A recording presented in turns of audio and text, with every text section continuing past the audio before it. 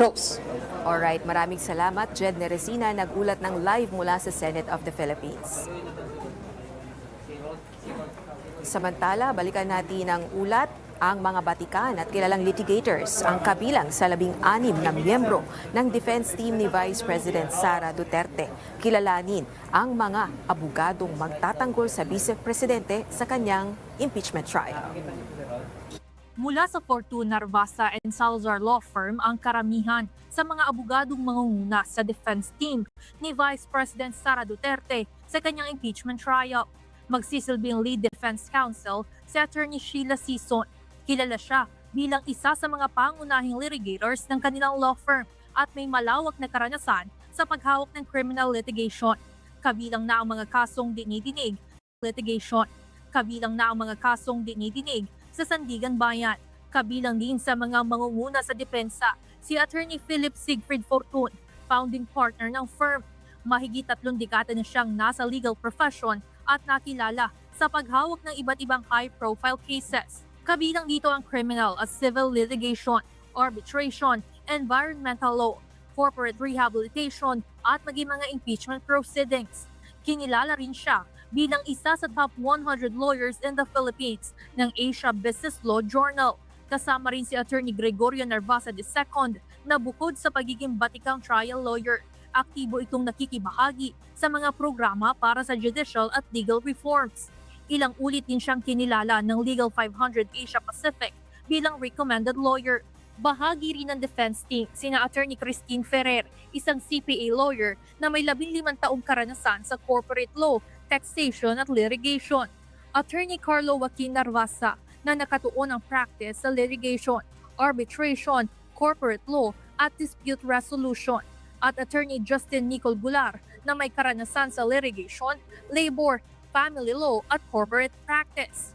Kasama rin sa legal team sina Atty. David Ronel Gola VII, Atty. Lyndon Miguel Baquel, Atty. Carol Grace Oroseo, Atty. Clarlene Radok, Atty. Francesca Marie Flores at Atty. Miguel Carlos Fernandez na may kani-kaniyang espesyalisasyon sa litigation, corporate law, labor law, taxation, arbitration, immigration at family law. Hindi lamang mula sa Fortun, Narvasa and Salazar Law ang bumubuo sa defense panel. Miyembro rin ng defense team at tumatayong spokesperson si Atty. Michael Wesley Powa. May espesyalisasyon si Powa sa criminal, civil at commercial litigation, taxation at special projects. Nagtapos siya ng Juris Doctor sa University of the Philippines. Top 9 sa kanyang batch noong 2018 at nagsilbi ring Undersecretary, Chief of Staff at tagapagsalita ng Department of Education mula 2022 hanggang 2024. Kabilang din sa legal team ni VP Sara sina Atty. Mark Binduan na naging miyembro ng Philippine Bar noong 2014 at ang mga abogado mula sa Bodota and Batong Bakal Law Offices na sina Atty. Ralph Borja Bodota, isang CPA lawyer na may karanasan sa litigation, taxation, corporate at commercial law, at Atty. Roberto Narvasa Batong Bakal na nakatuon sa litigation at naging bahagi ng mga kasong nagresulta sa mga landmark decision ng Korte Suprema noong 2025. Mahalagang papel ang gagampanan ng 16-member defense team ni VP Sara para bumuo ng legal strategies upang ipagtanggol ang pangalawang pangulo sa impeachment trial.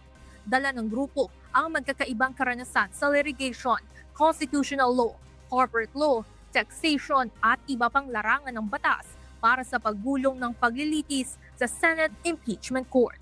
Evan Alvarez, UNTV News and Rescue. Diyos ang aming sandigan, serbisyo publiko ang aming pinahahalagahan.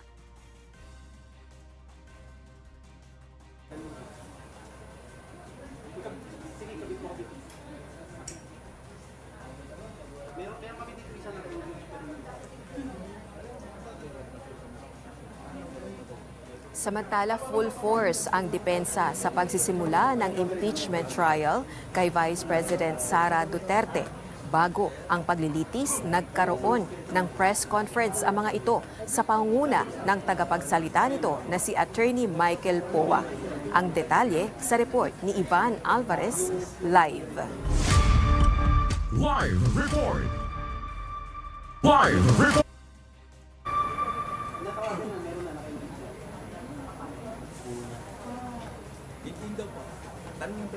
Ivan, may kumpirmasyon ba ang pagdalo ni VP Sara dyan sa impeachment trial?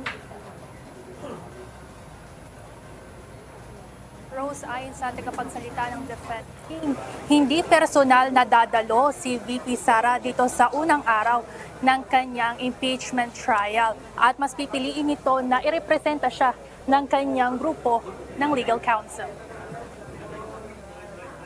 Ayon sa kampo ng pangalawang Pangulo, ang di personal na pagpunta ni VP Sara ay hindi pag-iwas sa pananagutan dahil kasalukuyan na rin naman daw nilang hinaharap ang kaso.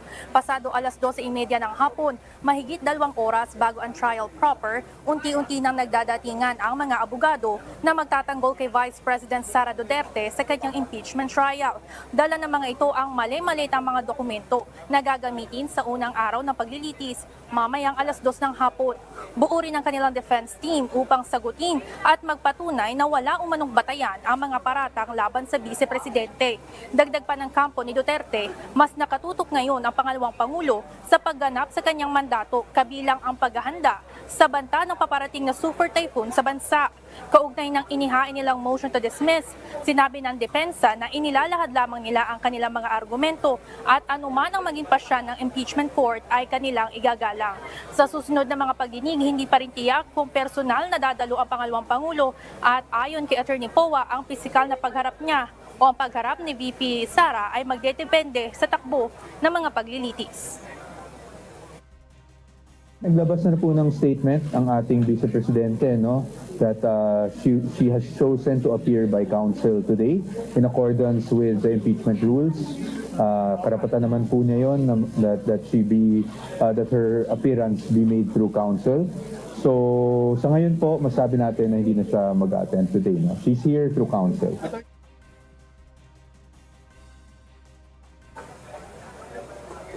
Rose, itinanggi rin ng kampo ng Vice-Presidente na gumagawa sila ng mga delaying tactics o aantalain nila itong unang araw ng impeachment trial, ngunit hindi rin nila isiniwalat yung mga iba pang detalye ng kanilang legal strategies at maghihintay raw muna sila ng magiging direksyon ng paglilitis. Hindi rin sinagot ni Atty. P.A.K.U kung bakit hindi dadalo si VP Sara kung ito ba ay kanyang personal choice dahil ayon kay Atty. P.A.K.U ito ay saklaw na ng attorney-client privilege. Yan muna ang update. Balik sa inyo dyan, Rosalie.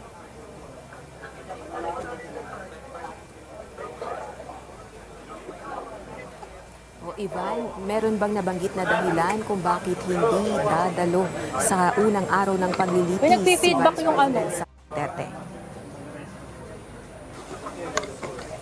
Nasaan na yung isa?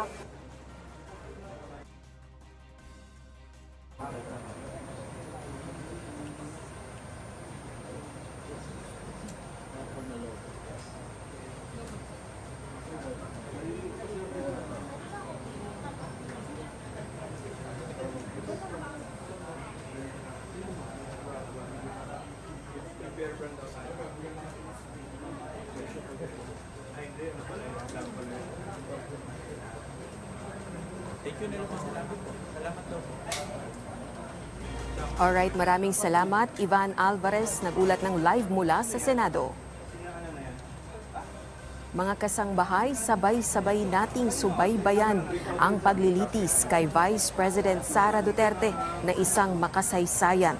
Ihahatid ng buong puwersa ng UNTV News and Rescue Team simula ngayong araw.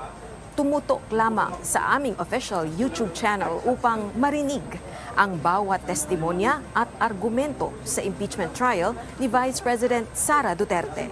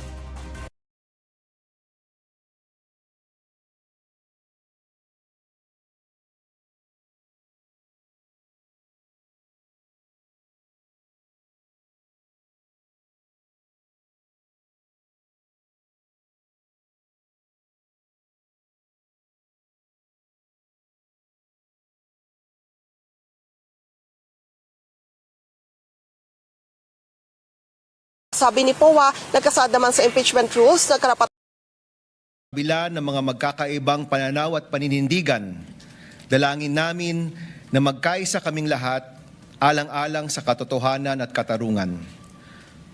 Pagkalooban niyo po kami ng lakas ng loob na ipaglaban ang tama ng karunungang kumilala sa katotohanan at ng pusong laging inuuna ang kapakanan ng inang bayan. Ito po ang aming taimtim na panalangin. Sa ngalan ng Ama, ng Anak at ng Espiritu.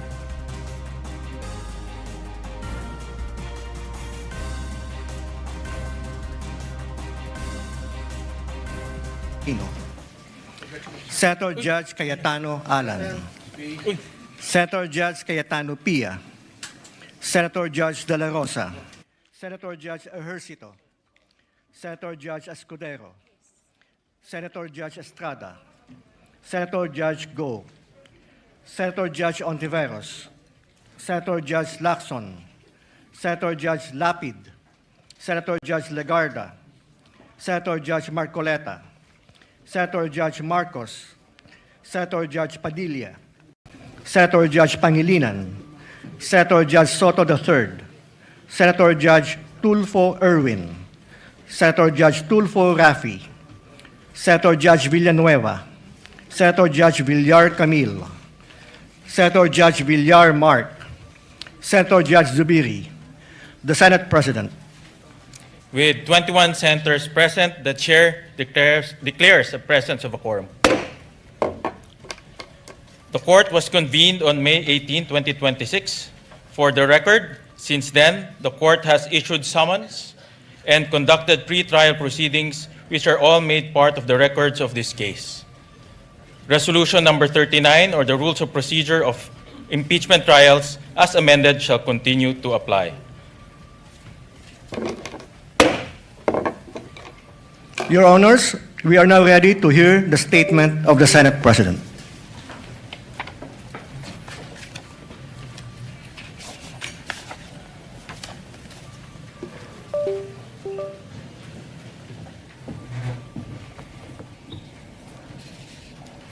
Before we begin, with the Court's kind indulgence, I wish to deliver a brief opening statement. Ladies and gentlemen, distinguished Senator Judges, sa araw na ito, binubuksan natin ang pagdinig sa kasong impeachment laban sa pangalawang Pangulo ng Republika ng Pilipinas, ang kagalang-galang na Sara Zimmerman Duterte, alinsunod sa ating saligang batas. Sa pagtupad natin sa tungkuling ito, malinaw ang panata na ating sinumpaan to do impartial justice according to the Constitution and the laws of the Philippines.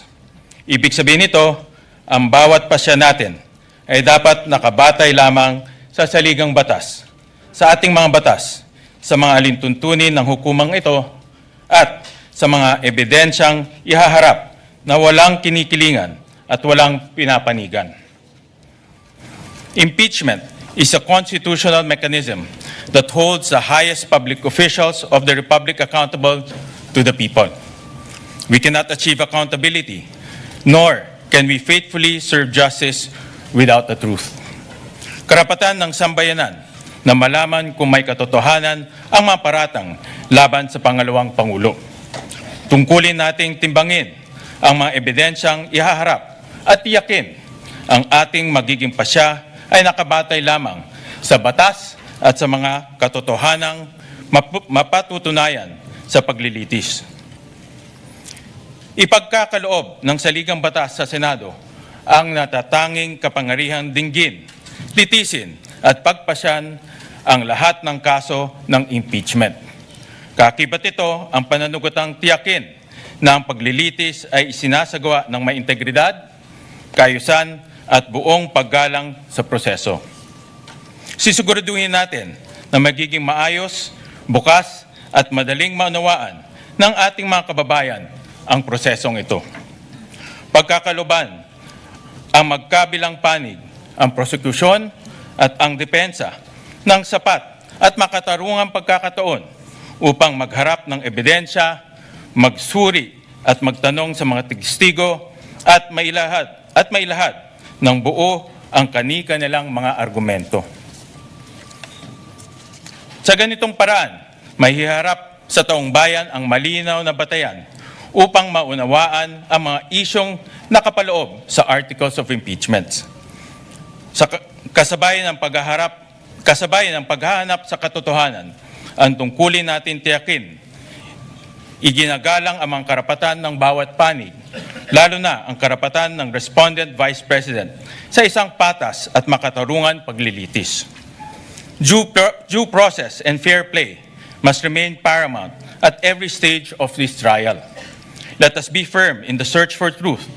Let us remain faithful to the rules of this court, the rule of law, and above all, the Constitution. Nakatutok ang buong sambayanan. Bawat kilos, salita, at pagpapasyang ating gagawin ay huhubog sa kasaysayan.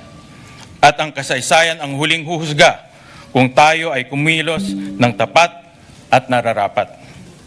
Nais kong bigyan ng katiyakan ng lahat, lalo na ang ating mga kababayan. Gagampanan ko ang aking tungkulin ng patas at may katapatan.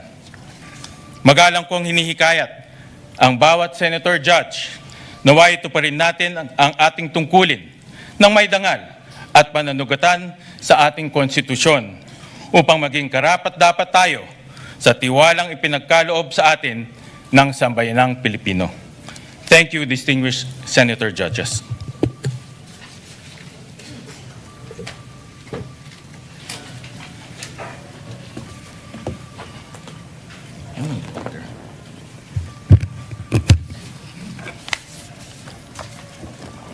Pursuant to Rule 2, Paragraph 2 of the Rules of Procedure on Impeachment Trials, as amended, we now proceed to the election of the presiding officer of the Impeachment Court. Senator Judge Panfilo Lacson is recognized for the election. Point of order, Mr. Presiding Officer. Yes, we recognize the gentleman from Taguig. Thank you, Mr. President. Mr. President, Mr. Senate President and Presiding Officer, as the preamble of the Constitution said, imploring the aid of the Almighty God, and as you said yourself, that every stage of this impeachment, we have to make sure na patas, we have to make sure na may due process, we have to make sure that it is fair. It is very clear in the Constitution of the Philippines that the presiding officer is the Senate President. Section 3, Paragraph 6 of Article 11 of the 1987 Constitution, the Senate shall have the sole power to try and decide all cases of impeachment. When sitting for that purpose, the senator shall be on oath or affirmation. When the President of the Philippines is on trial, the Chief Justice of the Supreme Court shall preside, but shall not vote. No person shall be convicted without the concurrence of 2/3 of all the members of the Senate. I will go to that other 2/3 inquiry later on because this is another threshold issue, Mr. President. But to further the point of order with the indulgence of Senator Lacson so that we can discuss this intelligently. On the final question of whether impeachment, on the issue of who shall preside, under the Constitution, it may seem that it does not say who should preside. But if you look at the records of the Constitutional Commission, number 40, 26 July 1986, the framers deliberately chose the phrase, sorry, Mr. President.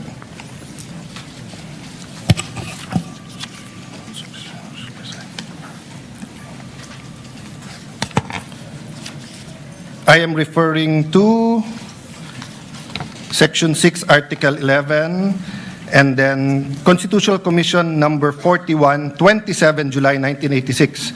The presiding officer, Mr. Treñas, Commissioner Davide is recognized. Thank you, Mr. Presiding Officer. I have some proposed amendments on Section 3, subparagraph 5. The Presiding Officer, Mr. Treñas, the gentleman may proceed. Mr. Davide, who later became Chief Justice, this is without prejudice to whatever amendments may be accepted by the committee when the Aquino amendments will be taken up. It would consist in adding a new sentence on line 20 before the phrase, "no person shall be convicted," inserted the following: all other cases, the President of the Senate shall preside. The Presiding Officer, what does the committee say? Mr. Munsod, it is not understood that when the President of the Philippines is on trial, it is only time when the Chief Justice of the Supreme Court will preside. It is necessary to say that the Senate President shall decide during all the time. Presiding Officer, Mr. Davide, Mr. Presiding Officer, I precisely presented this because we had a distinction when it comes to the Chief Justice Supreme Court. But with that clarification, that in all other cases, it should be the President of the Senate who shall preside, I withdraw my amendment. So it is but elementary, Mr. President, in statutory, especially construction of the Constitution, that the spirit as well as the letter is followed. The spirit of the Constitution is that it is the Senate President who will preside. This is not an ordinary statement, dictum, or it was not a capricious statement in the discussion. Precisely because the Senate President is elected by the majority. As an example, when Senator Pimentel did not like the vote and did not vote with the majority, he offered to resign. So the point, Mr. President, is this. Number one, institutional integrity. We need to protect the legitimacy of these proceedings.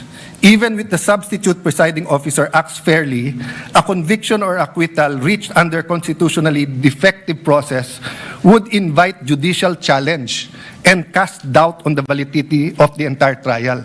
Do we want to go 30 weeks? If we follow the number of days submitted in the pre-trial, 62 and 30, and 3 days every week, so 30 weeks yon. Then after the 30 weeks, we'll end up in the Supreme Court kasi kune-question natin kung tama ba kung sinong nag-preside. Why is it important? Why can't any of the 24 preside? Remember, under our very rules, hindi ko nababasahin para mas umikli. In our very rules, the presiding officer can decide on the spot, or he can throw it to the body, or he can call a caucus or whatever you call it, to be able to decide. And we experienced that during the Corona trial. And that's one reason why everyone acclaimed the late Senate President Enrile, not only because of how he carried it himself, but how the consensus and how he carried it with the minority. Secondly, jurisdiction and regularity. The Senate's jurisdiction over an impeachment trial is constitutional. The exercise of jurisdiction must conform to the Constitution. And the Senate's validity adopted impeachment rules. We cannot say we're following the Constitution, then we will not follow the Constitution. If the Constitution and its framers prescribe who shall preside, who are we to change the Constitution here today? We cannot enlarge or diminish the Constitution arrangement through internal rules or through ad hoc resolution. Lastly, due process. Kailangan malinaw po sa lahat ng partido, both to the prosecution and the defense, kung ano yung korte, kung ano ang two-thirds, kung ano ang charges, kung sino magpre-preside. So kung now during the first day we're going to change who's going to preside, and it's against the Constitution, what more changes are we going to do in the next few days? Ano ang limit ng pwede natin palitan sa Constitution at hindi? The authority must come from the Constitution or the governing law, not from the vote of a tribunal. A litigant is entitled to have the case heard by the decision maker, designation by law. The law cannot say that ang mag-hear kay Senator Marcoleta ay Sandigan Bayan, tapos sa Court of Appeals natin siya dadalhin. Hindi pwedeng sabihin sa RTC dapat i-hearing si Juan de la Cruz, tapos sa Sandigan Bayan natin dadalhin. Hindi pwedeng sabihin, tatlo sila sa CA, pero in this case, nagbotohan kami, isa lang kaming mag-hearing. Proceedings before a judge or hearing officer who lacks the legal authority are invalid, regardless of fairness of the proceedings. A judgment rendered by court without jurisdiction is null and void and may be attacked anytime. It creates no right and produces no effect. It remains basic fact that in law, the choice of the proper forum is crucial, as the decision of a court or tribunal without jurisdiction is a total nullity. A void judgment for want of jurisdiction is no judgment at all. All performed pursuant to it and claims emanating from it have no legal effect. Tan versus Cinco, GR number 213054, June 15, 2016. Penned by Justice Perlas Benabe, First Division.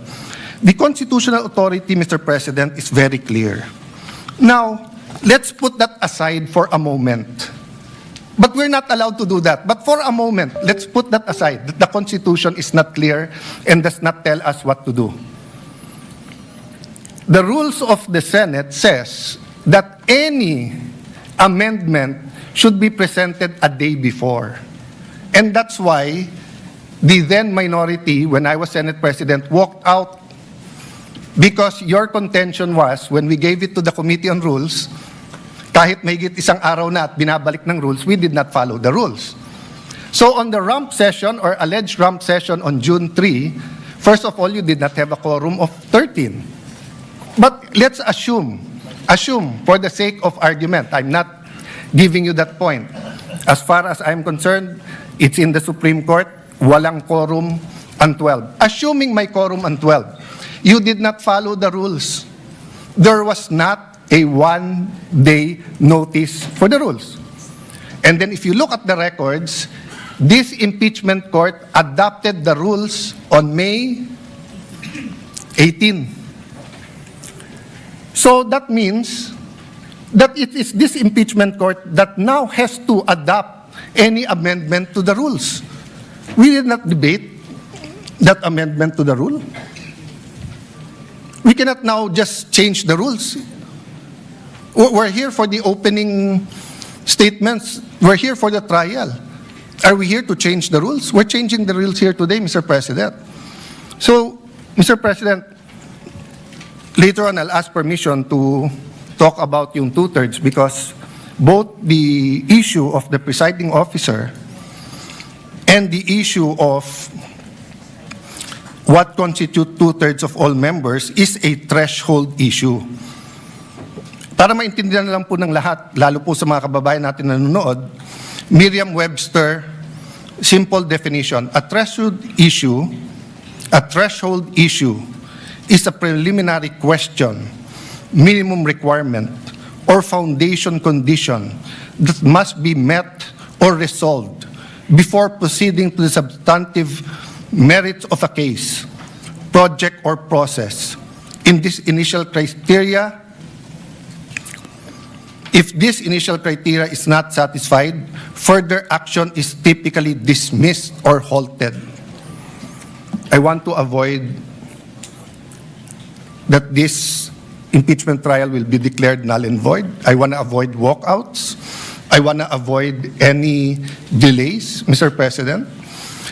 The Senate President is more than capable. He said he is willing. He said he is ready. He has been in many situations in his life that people say you cannot do it, but he is done well. He has studied. So what's the issue? Why do we have to vote for a presiding officer, Mr. President? Why can't we follow the Constitution? So the point of order, Mr. President, is that amending the rules, implementing a null and void rule, and violating the Constitution will endanger this whole hearing, Mr. President. So please rule on the point of order, and I hope that the Senate President, who is more than able, will preside. Thank you to the gentleman from Taguig. Before I express my views on the matter, let me just put into the record the facts on when we amended Rule 2 of the Rules of Procedure on the impeachment trials. On June 3, 2026, Senator Juan Miguel Zubiri proposed Senate Resolution number 430, and that was adopted during that time. 26. And then, on the same day, the same resolution was adopted and renumbered to Resolution number 40. It was published on June 9, 2026, in the Philippine Daily Inquirer, as well as Malaya. During that time, in June 3, when we amended the rules, everyone had the opportunity to express their views regarding the proposed resolution.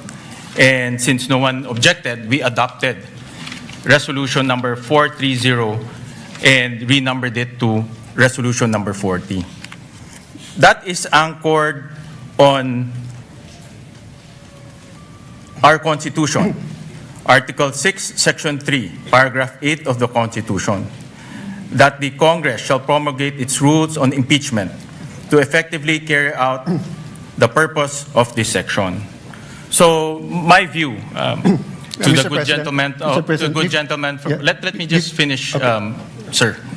My view is this resolution has been duly approved, and everyone was given an opportunity to discuss that, to object. However, it was no one objected to that resolution, and it was duly approved by the body. So any discussion regarding this resolution should be discussed in plenary when the Senate convenes as a legislative body. In the past precedents, during the aaPOLUNA impeachment, November 15, 2020, the body as well approved the rules of impeachment in plenary. During the Corona impeachment, March 23, 2011, once again, resolution number 39 was adopted in plenary.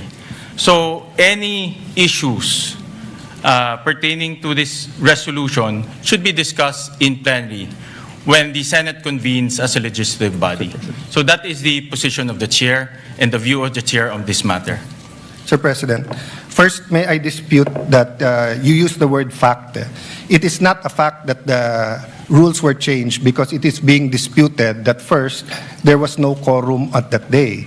Second, if we are going to amend the rules of impeachment for the impeachment trial in plenary under the rules of the Senate, Section 136, second paragraph says, the rules may be amended by means of a motion that should be presented at least one day before its consideration. It was not presented on June 2. So, we did not follow our rules. So, a rule that was passed that did not follow our rules, or amendment that was passed that did not follow our rules, is void. You cannot get anything out of it. It is a nullity. So, if today we pass a change in our rules, and we do not follow our own rules in changing that rules, we cannot follow that rules. Secondly, Mr. President, the impeachment court already adopted our rules. Iba po ang plenary, tama po kayo doon, I agree with you there. Iba po yung impeachment court. So is the impeachment court now hostage or subject to whatever changes the legislative body does, and we will not adopt? Then why did we adopt the rules when we took our oath? We adopted it because the impeachment court is not powerless to talk about our rules. But finally, Mr. President, for the sake of argument, just for the sake of argument, wag na natin tignan yung mga amendments. It's against the Constitution. So can the impeachment court disobey the Constitution?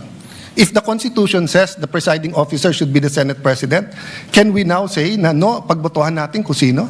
Because if we say that we can, what next? Will we add to the article quantum of evidence needed? Will we say that baliwala na yung pre-trial brief at bahala na si Batman? So, Mr. President, I thought that's why we have the rules. Because when we have the rules, it dictates fair play. And the rule says it is the Senate President who will preside.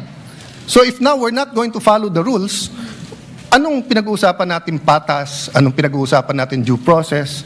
Anong pinag-uusapan natin na fairness? It is who we chose as Senate President is a political. So we made our case doon na we would have a more fair. You made your case, you got the majority. Now you got the majority, we will give you all the support, Mr. President. But we have to follow the Constitution. We cannot have a trial where we do not follow the Constitution, Mr. President. I think pinaka-basic po yun. Saan sa Constitution po nakalagay, Mr. President, that ang nakalagay dito po, only in case the President, let me give you a hypothetical. God forbid, God forbid. God forbid may mangyari sa Pangulong Marcos, maging Pangulo ngayon po, si Sara Duterte. My view is tuloy yung impeachment. Pero, ang magpre-preside na yung Chief Justice. O pwede ba tayong magbotohan na wag yung Chief Justice ang wag yung Chief Justice ang mag-preside? So how is it possible that today, we're starting out on the wrong foot by arguing who will preside when the Constitution already settled it, Mr. President? So I appeal to my colleagues. There are a lot of accommodations, there are a lot of things, may bigayan talaga dito. May botohan, may caucus, may in-camera discussions. Pero pagdating kung sino mag-preside na malinaw sa Constitution, wag na natin pag-awayan yon. The prosecution is here. I think they're ready. The defense is here. I think they're ready. Let's give the Filipino people, a fair trial. Hindi po fair kung pipiliin natin kung sino ang kahit sinong magaling, kahit ako piliin nyo. Hindi ko po tatanggapin yon kasi mali po yon. Hindi po yun ang nakalagay sa Constitution natin. Very, very clear po sa records ng Constitutional Commission. Walang makaka-amend doon. We are not given any latitude on this matter, Mr. President. I appeal to you, Mr. President. This is your Senate presidency. Thank you. Thank you for that, those views to the good gentleman from Taguig. Kanina po, nabanggit ko ho na in my manifestation as the Senate President, that resolution number 39, or the rules of procedure on impeachment trial, as amended, shall continue to apply. So in other words po, rin-recognize ho nitong impeachment court yung amendments na ginawa ho natin noong June 3. At kagaya ho ng nasabi ko ho kanina, the humble view of this presiding officer is if there are any discussion on resolution number 43 as adopted as resolution number 40, it should be done in plenary. Because doon ho natin in-amend yung doon ho natin in-adopt yung impeachment rules of impeachment, doon rin ho natin inamendahan. At nabigyan naman po ng oportunidad ang bawat isa para magkomento, magbigay ng pahayag, magbigay ho ng kanilang legal opinion. Pero at that time, wala naman po ang nag-object at inadapt po ng Senado in a legislative body. So the position of the chair, if there are any comments, any legal opinions, any issues, it should be done through the legislative body of the Senate. Mr. President, there is no conflict, Mr. President. With your permission, Mr. President. There's no conflict. If you want to discuss it, in 3 weeks may session na tayo. So all we have to do today is follow the Constitution. You preside. Then pagdating ng plenary, then we can debate whether we are allowed to amend the Constitution or not. Because, Mr. President, that's why I premise this not as a parliamentary inquiry or as a point of information or whatever we may call it. That's why it's a point of order. A higher point of order than the point of order in the rules is a point of order in the Constitution.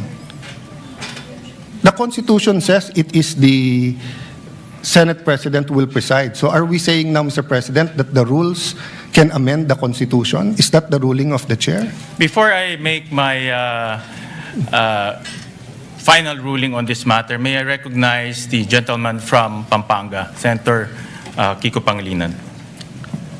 Thank you, Senate President.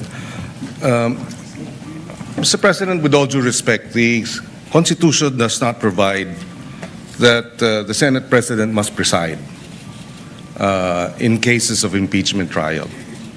What the Constitution provides is that when the President is undergoing impeachment, going through the trial, is being tried, the Chief Justice must preside. Nowhere in the Constitution, in the provisions on public accountability and impeachment, does it say that the Senate President must preside when the Vice President is under trial or any other impeachable officer? And precisely because of this, and precisely because the Constitution likewise allows Congress, not the impeachment court, Congress, to promulgate its own rules, which is what the Senate did in June 3. We proposed amendments to the rules under our rulemaking power, which, by the way, was subsequently ratified when we convened in a special session on June 17. The June 3 journal was ratified unanimously on June 17 when we had our special session. And in the June 3 minutes and the journal, precisely we approved the amendments to the rules. This was further ratified on June 17. Therefore, it is considered regular. The presumption of regularity now comes into force. But having said that, Mr. President, the good gentleman from Taguig has brought this matter before the Supreme Court. And we agree with the point earlier raised by the Senate President. This matter should be either discussed in the Senate in plenary as a legislative body, or if he has questions which may in fact turn out to be valid, he has brought this matter before the Supreme Court. And therefore, this impeachment court is not the venue for this debate, Mr. President. If there is anyone who is out of order, with due respect, I think the proper process is the matter is pending before the Supreme Court. There is no temporary restraining order. There was a request for a status quo ante order. It was not granted. And therefore, the presumption of regularity behooves us as an impeachment court to proceed. And finally, Mr. President, allow me to reiterate, the point of order is improper. In fact, the debate on this matter here in the impeachment court is out of order, Mr. President. Sir President, before you decide, Mr. President. The chair has already Mr. ruled. President, before you rule, That the chair has Senator already Pia wants ruled. to ask for the floor. Just 2 minutes. And may I respond to Senator Pangilinan? Well, allow the gentleman from Taguig to rebut for 2 minutes, and then we will make the final ruling. Before I rebut, I'm from Ateneo Law School, and what they taught us there is that you look at the records of the Constitutional Commission, and then pag klaro, klaro.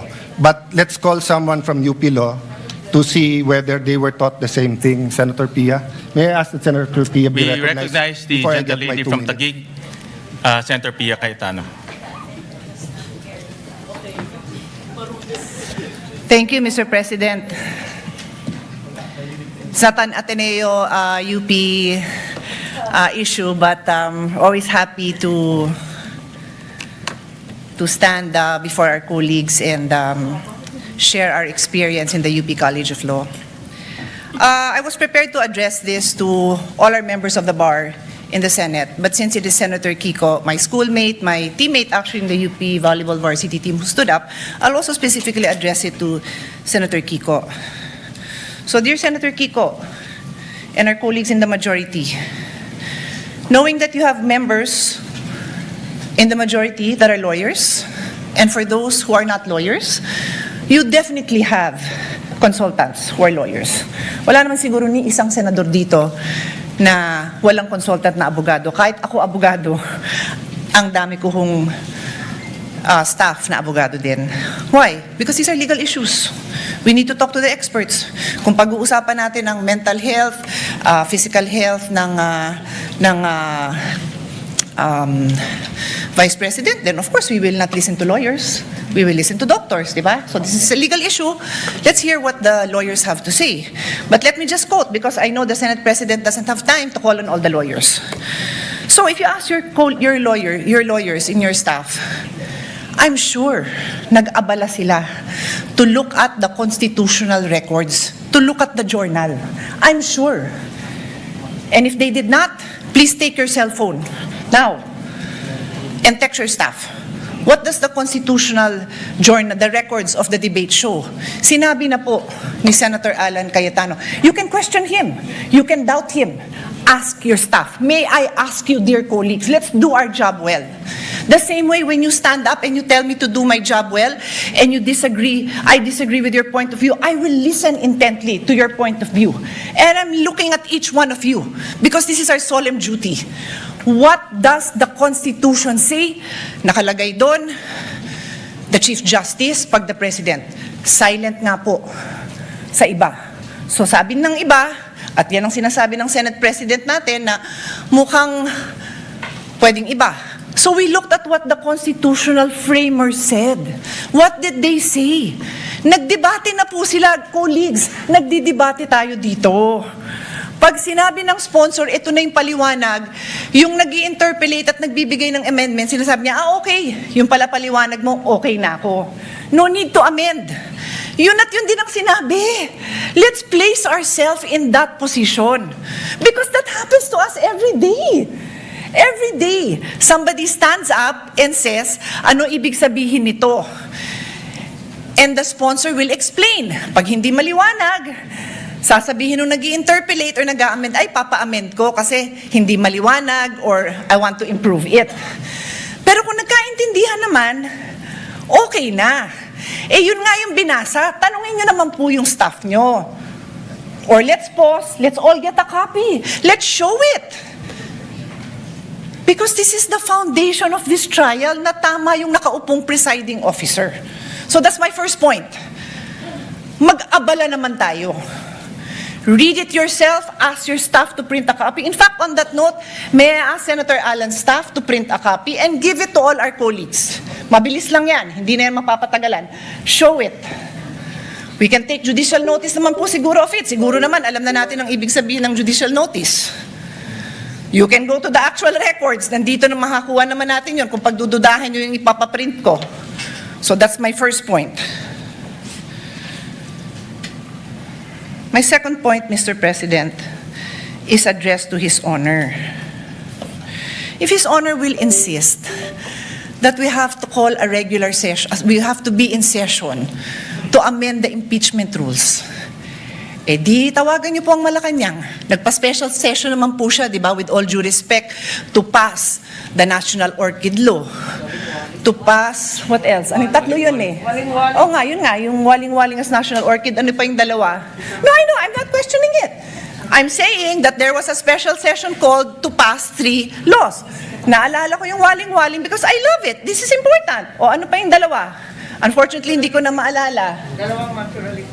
Dalawang naturalization. Sports-minded po tayo. Love po natin yun. Nagkaroon ba ng laban between now and July para mag-special session tayo para doon? Hindi ko alam. But in any case, ito importante to, di ba? E di kung pa-i-insist nyo na yung impeachment amendment na yan kailangan gawin ng special session, eh di ba papatawag tayo ng special session? Mukha namang very supportive naman ang Malacanang sa majority. Di ho ba? Pero I take the position that we are in impeachment court. We are already in impeachment court. Therefore, the amendments must happen here. Medyo common sense din naman po yan. I rest my case. Yun lang po. But as soon as the copies come, I will give it to you. Colleagues, look at it. Huwag tayong majority-minority botohan. Ayusin natin yung pagboboto natin dahil pinapanood tayo, pinapaniwalaan tayo, at umaasa sa atin ang taong bayan. Maraming salamat po. Once again, it is, again, before the chair rules, let me acknowledge a former Senate President, Senator Tito Soto. Thank you, Mr. President. Tama-tama yung sinabi ng distinguished lady from Taguig. Tanungin daw yung mga legal staff. Binigay nga sa akin ng legal staff ko, eksakto ganito eh. Article 11, Section 6, page 154. Constitution is silent regarding presiding officer of Senate impeachment. However, the Constitution expressly provides that the Chief Justice will preside if President is on trial. O ngayon, yung mga graduate ng Ateneo at saka ng mga UP, ito ngayon yung legal maxim. Expressio unius et exclusio alterius. In other words, the express mention of one thing is the exclusion of another. Palagay ko, naintindihan nyo lahat ganyan. Itong akin, sa publiko yung sa akin. Ang sinasabi ng publiko ngayon, nanonood sa atin, dapat you should not resort in too much technicalities kasi ang public interest ang iniisip nila rito. They want to expedite the proceedings. They want the trial, not rules. They're interested in the trial, not rules. In the interest of justice, sabi nga nila, sometimes rules are not sacrosanct. But itong nangyayari ngayon dito, ang publiko ang importante rito. Where does the Constitution emanate from? From the public, from the people of the Republic. So, desisyonan nyo na to, Mr. President, para matapos na. Mr. President, can I have my 2 minutes? Once again, let me reiterate the position of the chair. My humble position is that this matter should be discussed during plenary when the Senate is convened as a legislative body. And may I ask the gentleman from Taguig if he is objecting to this position? Yes. I'm objecting to that position and will call for a vote. May I explain? I think under the rules I can explain why I'm asking We'll for a call vote. for a vote first. Mr. And then President, we'll allow... Mr. President, under the rules, I can explain why I'm calling for a vote first, so that I can convince them to vote for me. No, under the rules, When you object, there's an Mr. objection. The vote will proceed without any explanation. Mr. President, and after that, under the we will rules- allow the gentleman from Taguig to explain his vote. Mr. President, So we call for Mr. President, a division of the House. So those who are... Mr. President, when you object, you're those- allowed to explain your Senator- objection and state Senator your Lacson objection. is recognized. Thank you. Your Honors, pursuant to Rule 2 of the Rules of Procedures on Impeachment Trials, as amended, I move to elect Senator Judge Francis Joseph Guevara Escudero as the presiding officer of this impeachment court. Objection, Mr. President, and may I allow to... We proceed to... Objection, Mr. President, I'm allowed to object and I'm allowed to Yes, explain you're my allowed to objection. object. You are allowed to object, but we will No, proceed Mr. with President. the division Mr. of the President, House. point of So order. those who are, Point of order, those Mr. who President. are in favor of the Mr. motion President, of Senator you're allowed to Lacson, explain para please- ma-convince mo nga please yung raise iba. your hand. We will vote by raising of hands. So those who are in favor of the motion of Senator Lacson electing Senator Chis Escudero as the presiding officer, please raise your hand. The clerk of court is directed to count the votes. No, in our rules sa parliamentary procedure.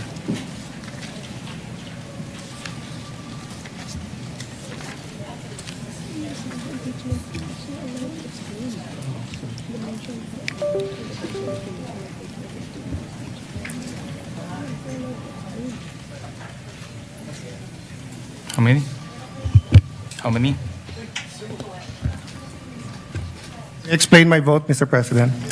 Hold on. Allow the chair to make a ruling. Those who are against to the motion of Senator Lacson electing Senator Chis Escudero as the presiding officer, please raise your hand.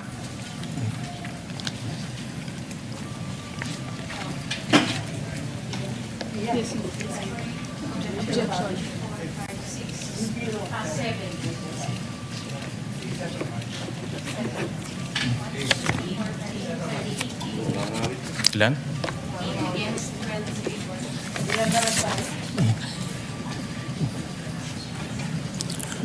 The official count is 12 in favor, 8 against. The majority, those who are in favor, has it. Mr. President, The court resolves to elect Senator Chis Escudero as presiding officer of the impeachment court. The duly elected presiding officer shall, under the same oath taken on May 18, 2026, immediately assume and exercise all powers, functions, duties, and prerogatives pertaining to or vested in a person presiding over the impeachment trial under the rules of procedure on impeachment trials, as amended, and shall give full effect to the powers inherent to the courts under Rule 135, Section 5 of the Rules of the Court. Mr. President, may I now explain my vote? You are allowed to explain your vote. You Mr. have 2 President, minutes. first of all, we cannot violate the Constitution. We put the whole impeachment trial at risk here.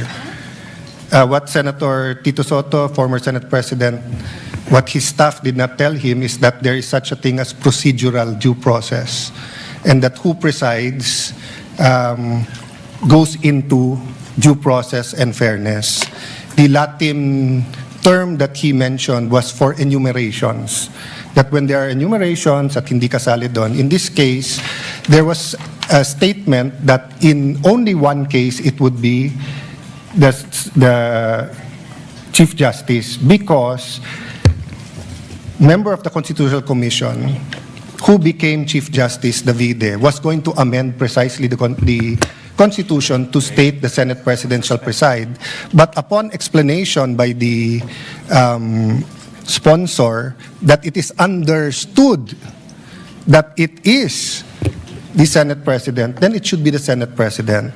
And dun sa sinabi ni Senate President Soto that ang gusto ng tao ay mag-umpisa na, precisely, kanina pa dapat tayo nag-umpisa kung nag-preside ang Senate President. Secondly, this is when you have threshold issues, issues that go into due process fairness. If we're going to say that ang gusto ng tao i-convict na lang, then let's just blurt it out. Now, if we're going to say we want a fair trial, let's make sure that every aspect of this trial is fair. So that's why, Mr. President, if you read the rules, the presiding officer shall have the power to make an issue by himself or by the Secretary of the Senate all orders, mandates, writs authorized by these rules of the Senate, and make and enforce such other regulations, orders, premises that the Senate may authorize or provide. Nandito din, Mr. President, that the Senate President may by himself or bottom line, Mr. President, pwedeng mag-decide ang Senate President o sa atin. And Mr. President, there are issues that goes into fairness. You know, the AMLA will be a witness here. And I have information that the 20 years AMLA records of Senator Escudero and his credit cards and bank accounts were all opened up in the office of the Senate President, where members of the Blue Ribbon Committee was here. Then we're going to ask him to preside. So there's a problem with, this is my explanation. This is my explanation. To the gentleman This is from factual Taguig. and this is my explanation. So I will stop there. With all due respect, your statement's already out of order. It has nothing to do with the topic on hand. No, Mr. And President. the presiding officer will strike off. It has all to do with this. Will strike off. It has all to do. The I do not, statements Mr. President, pertaining to Senator Mr. Escudero. President, kaibigan ko si I Senator direct the Escudero. stenographers to I strike don't off doubt these him. statements. He is the victim here. I'm not doubting him.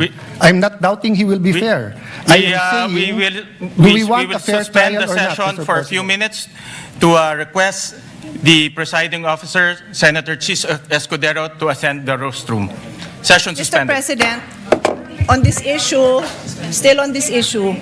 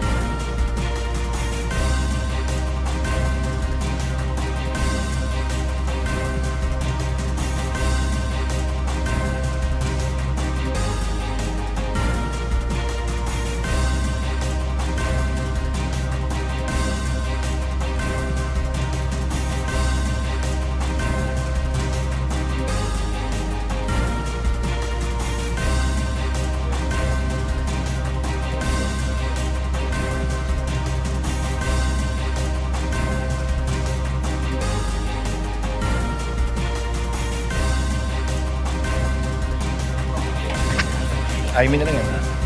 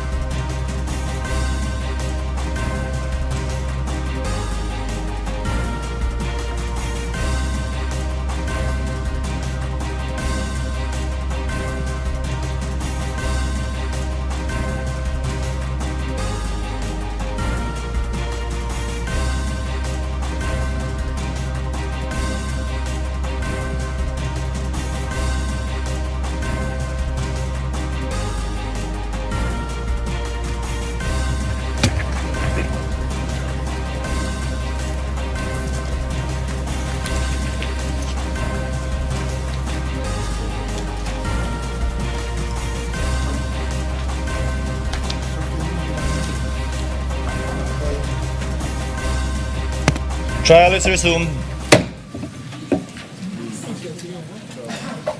Mr. President, What is the pleasure of Senator Judge Cayetano? Mr. President, I'm explaining my vote. The lady has 2 minutes. Thank you. Dear colleagues, my explanation includes a reminder to all of you na kung di nyo kasundo si Alan, malamang kasundo nyo ako. So, if sarado ang pag-iisip nyo na si Alan nagpaliwanag, ako naman ang magpapaliwanag. Pagbigyan nyo naman ako. But what I'm saying is not new from what Senator Alan Cayetano expressed. And I have here copies of the constitutional verbatim debate on this provision. And as Senator Alan read, sinabi ni Mr. Monsod, is it not understood that when the President of the Philippines is on trial, it is the only time when the Chief Justice of the Supreme Court will preside? Is it necessary to say that the Senate President will preside during all other times? Ulitin ko yung tanong, kasi yun ang tanong natin today. Is it necessary to say in the Constitution that the Senate President will preside during all other times? Ang sagot ni Mr. Davide, Mr. Presiding Officer, I precisely presented that because we have a distinction when it comes to the Chief Justice of the Supreme Court. But with that clarification, that in all other cases, it would be the President of the Senate who will preside, I withdraw the amendment. Kaya clear sa Constitution that in all other cases, the President of the Senate will decide. Wala, hindi ho applicable dito yung excluso unos. Hindi ko na-memorize yan kasi I graduated in 1991. And we took that up in 1987. But the phrase is, pag hindi kasama, excluded. Hindi po applicable yon. With all due respect to our former Senate President, it is the intention of the framers that matter. I will ask the page to help me distribute this among our colleagues.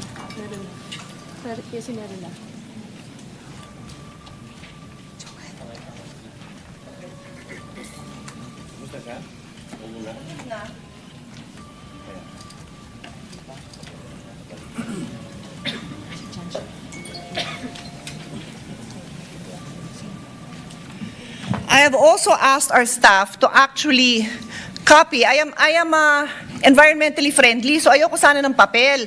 Pero alam ko na hindi po lahat sa atin gumagamit ng digital, ng electronic gadgets, kaya pinapil ko na lang. Pero kailangan ko pakita sa inyo yung mismong nasa journal, yan din yon, my dear colleagues. Yun lang hiling ko sa inyo. Intindihan naman natin yung nandito. Bumoto na. Pero intindihan naman natin kasi this is just the first day. We cannot disregard the Constitution. And I continue, Mr. President.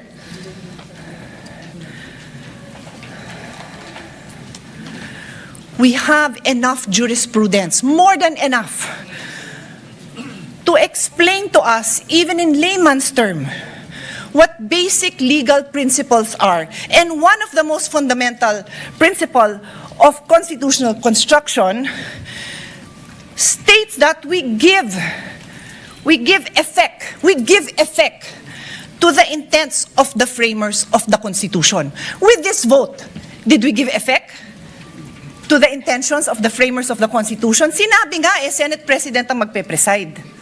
Hindi na siguro napakalaking bagay yon dahil kahit sinong ipalit nyo, maayos naman ang mga kasama natin sa colleagues. Sa colleagues natin, maayos naman. Di ho yun ang point. The point is, what are we required to follow? That's why may Constitution. And I will now state, for the record, a few cases that point out that this is what we are supposed to do. Give effect to the Constitution. Lambino versus Commission Election in GR number 174153, the Supreme Court looked explicitly to the Constitutional Commission deliberation to determine the nature of people's initiative. Because the text was debated, the court used the framers' explicit intention. I repeat, the court used the framers' explicit intention revealed in the plenary debates to prevent deceptive or misleading petition processes and establish a stringent full text requirement. So anong ginawa sa kaso? Tiningnan ang intent ng framers of the Constitution. Another case, Calderon versus Carale, GR number 9163. God bless his soul. Si Dean Carale was my dean. And Senator Imis as well. Senator Kikos as well. He was with my father in the University of Michigan. So, pagbigyan nyo na ako a moment of remembering him.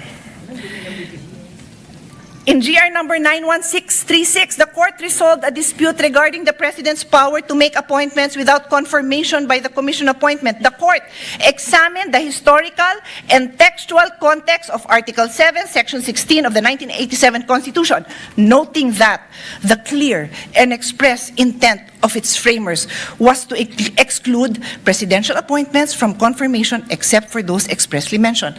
So, balik ko sa kasong to. What was the clear intention?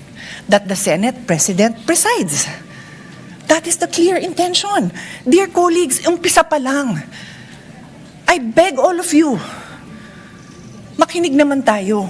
Masumunod naman tayo kung ano yung sinasabing trabaho natin. The Constitution, the intention of the framers, and then the clear construct. O another case, Gold Creek Mining Corporation versus Rodriguez. This is a very old case. So yung mga binanggit sa inyo, bago-bago pa yun. Dahil si Dean Carale, buhay pa naman as of the pandemic. So, 2,000 plus. Ito, 66 Philippines, 259. So, for lawyers and law students, pag sinabing Philippines, pag yan yung ni-record, alam mo ng 50s, 1940s, something like that. Justice Jose Abad Santos articulated the definitive rule. The fundamental principle of construction is to give effect to the intent of the framers of the organic law and of the people adopting it. Dear colleagues, I can stand here and read more cases to all of us. We have law students. We have freshmen law students, we have fresh graduate, we have bar reviewees listening to us. Tapos tayo pa lang, hindi natin mabigyan pahalaga ang very clear legal principles. Pati ang prosecution and defense nakikinig. Sana po, huwag niyong abalahin yung oras namin. Bigyan niyo naman kami ng maliwanag na mga arguments ninyo because we are willing to listen. Pero colleagues, patunayan naman natin that we are willing to listen. Hindi yung pagpasok natin, nag-prejudge na tayo. Kasi sad to say, mukhang ganon. I tell you, there will be times I probably will not vote with the minority because I believe tama yung sinasabi ng majority. Sana po, yun ang pakita natin sa taong bayan. So, hindi ko naabalahin yung time dahil kakaupo pa lang ng bagong presiding officer, pero ang dami pang kaso that says, look at the intent of the framers of the Constitution. And today, we disregarded the intent of the framers ng Constitution. Magandang hapon po, gaya ng pag-uumpisa ng hearing na ito. We know the remarks of Senator P. in connection with their explanation of vote. What is the pleasure of Senator Judge Soto? I'd like to explain my vote also, Mr. The President. gentleman may proceed and he has 2 minutes. I have Kindly be one line. mindful of the timer. I have one line to say. That's the reason I voted in favor. Because the minutes of the Constitutional Commission are merely research source. What is the pleasure of the Honorable Padilla?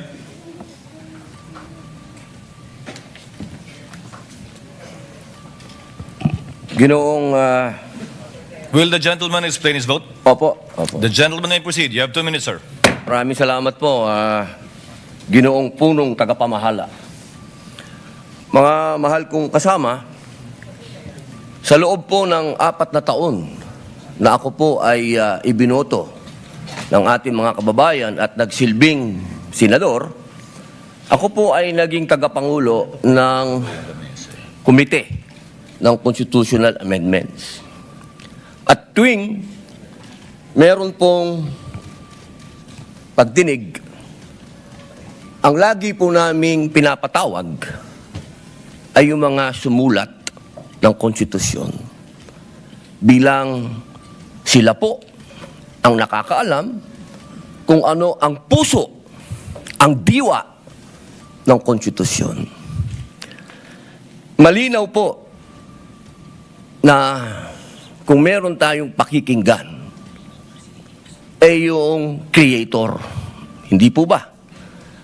Tayo naman po lahat ay naniniwala sa Panginoong Diyos, kaya tayo po ay naniniwala sa salitang creator, tagapaglikha. At ang lumikha po ng konstitusyon ay itong mga taong nabanggit sa ipinamahagi ng ating mahal na Senadora Cayetano. Malinaw po dito. Nasabi na po sa English ito. Mainam po ay sabihin po natin sa Tagalog upang mas maintindihan po ng ating mga kababayan. Humingi po ako ng tulong sa Google kasi legal terms po ito. Hindi naman po ako nagtapos sa UP, hindi rin po ako nagtapos sa Ateneo, nagtapos po ako ng criminology at UP rin sa University of Prison. Ang sabi po dito, sa Tagalog po Ginoong Presiding Officer, eksakto ko itong hinihain dahil nagkaroon tayo ng pagkakaiba pagdating sa punong maestrado ng Korte Suprema. Ngunit sa paglilinaw na iyon, na sa lahat ng ibang mga kaso ay ang Pangulo ng Senado ang mamumuno. Kaya binabawi ko ang nasabing susug. Ang nagsabi po nito ay ang dating Justice Davide. Ngayon, mga mahal kong kasama, at sa ating po mga taga-subaybay, ang batas po ay precise.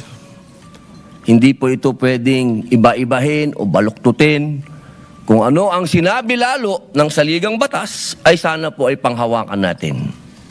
Ngayon, sa loob po ng 4 na taong ko dito, lagi pong sinasabi yung tradisyon. Minsan, yung rules na yan, nawawala yan Ilang beses na ho ako naguluhan dito dahil, teka, sundin natin yung tradisyon kaysa yung rules. 2 beses na po nagkaroon ng impeachment. Yung unang impeachment, ang nag-preside ay yung Chief Justice, yung kay Pangulong Estrada. Yung sumunod po, nandito na po ako nun. Ang nag-preside ay ang mahal na Bicolanong kaibigan ko, Senador Chis Escudero. Yun po kasi yung nasasabi sa saligang batas at tradisyon. Yun na po yung nangyari.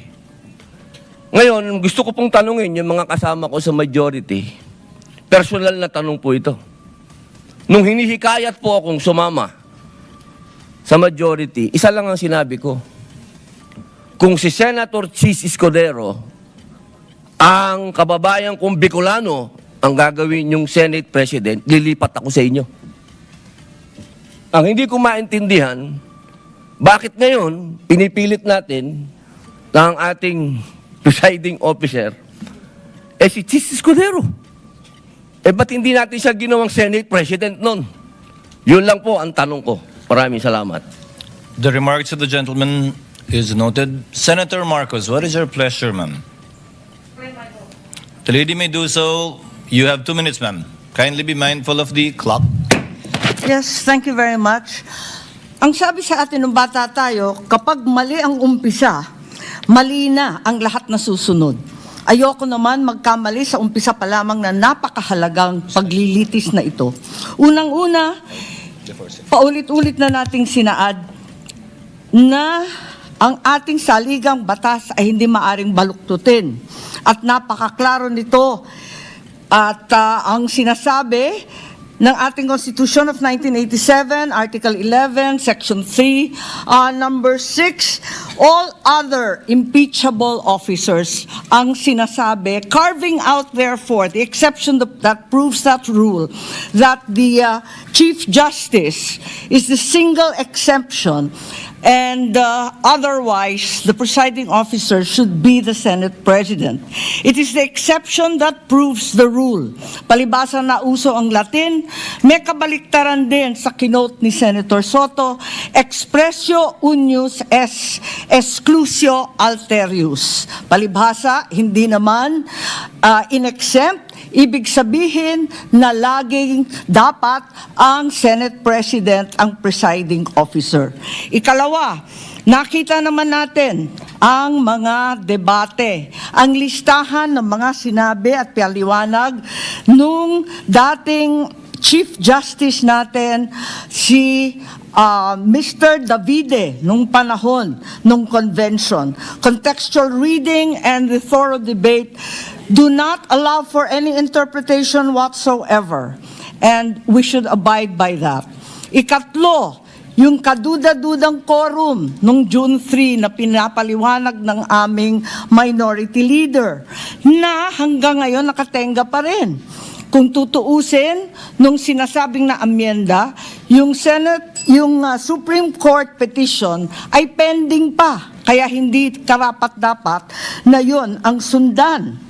Ikalima, it's not the impeachment court but the Senate that amended the rules. Kaya para sa akin, napakaraming dahilan. Huwag sana nating sayangin itong napakahalagang responsibilidad natin at huwag mag-umpisa sa mali itong paglilitis. Maraming salamat. Thank you, Senator Marcos. Duly noted and entered into the records. The pleasure of Senator Legarda. Senator Judge Legarda, rather.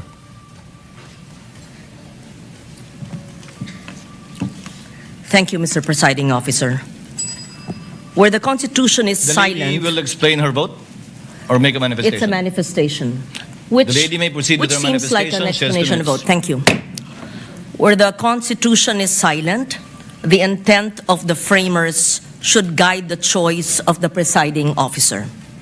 Any departure from the traditional arrangement must be approached with caution, as it may place the validity and the legitimacy of the entire impeachment in doubt. Mr. Presiding Officer, I also respectfully place on record that there is a pending challenge before the Supreme Court involving the June 3rd Senate proceedings, including the authority of the body then that adopted Senate Resolution number 430. This manifestation is made to place on record that we are not yielding our position in the pending case and is without prejudice to the final determination of the Supreme Court. Thank you, Mr. Presiding Officer. Thank you, Senator Legarda. The presiding officer would like to make a statement.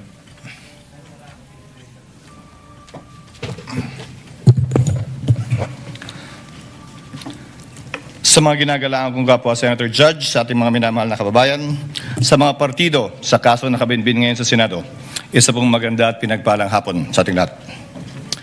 Sa araw na ito, muling gagampanan ng Senado ang isa sa mga pinakasagradong tungkuling iniatas ng saligang batas. Ang pag-upo natin bilang isang impeachment court para litisin at husgahan ang pangalawang Pangulo. Kinikilala ng ating saligang batas na may mga opisyal na may hawak ng kapangyarihan at pananagutan na napakabigat. Para sa kanila lamang itinakda ang impeachment bilang tanging paraan para sila ay panagutin.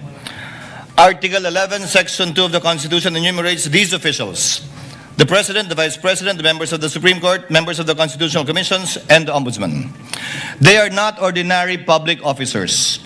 According to the late former Senate President Juan Ponce Enrile, they hold, quote, the highest and most sensitive offices of government.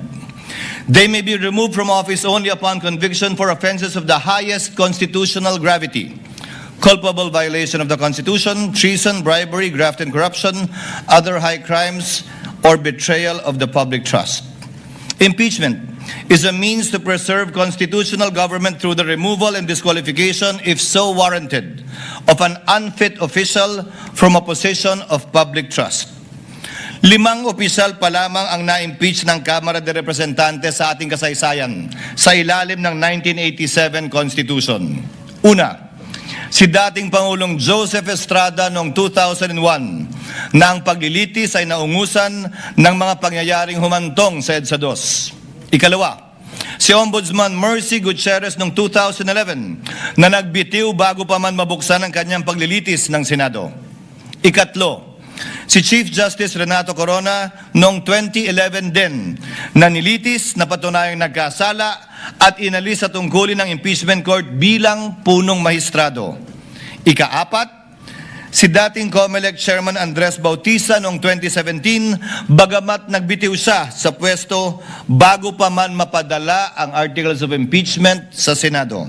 At ikalima, si Vice President Sara Duterte noong 2025, subalit ang nasabing articles of impeachment ay idineklara ng Korte Supremang null and void ab initio, kung kaya't ito ay inarchive ng Senado. Siya ay muling na-impeach sa kasalukuyang taon at ngayon naharap sa paglilitis na ito. Ipinakikita lamang na maikling talaan nito na ang impeachment ay hindi isang pangkaraniwang kaganapan. Turing nga ng Korte Suprema, quote, it is the most difficult and cumbersome mode of removing a public officer from office. Subalit, ang paglilitis na ito hindi lamang hindi pangkaraniwan, ito ay tunay na bukod tangi. Bakit? Una, si Vice Presidente Sara Duterte ang kauna-unahang opisyal na 2 beses na na-impeach ng mababang kapulungan. Pangalawa, siya ang kauna-unahang Vice Presidente na haharap sa paglilitis ng isang impeachment court at pangalawang opisyal lamang na halal ng sambayanan na sasailalim sa prosesong ito. Pangatlo, siya ay hinahalal ng may pinakamalaking mandatong pinagkaloob ng sambayanang Pilipino sa sinumang kandidato sa ating kasaysayan. Mahigit 32 milyon o 61% ng kabuuang boto para sa ikalawang Pangulo. Pang-apat, ang articles of impeachment laban sa kanya ay inendorso ng 277 na miyembro na kumakatawan sa ating mga mamamayan mula sa iba't ibang distrito at sektor at ng ating bansa. Nakatumbas ay mahigit 80% ng kabuuan ng Kamara de Representantes. Terminating an elected mandate before the end of its term is among the most drastic acts our constitutional democracy can undertake. This is why the trial must be guided with prudence, tempered by caution, and marked with unquestionable impartiality.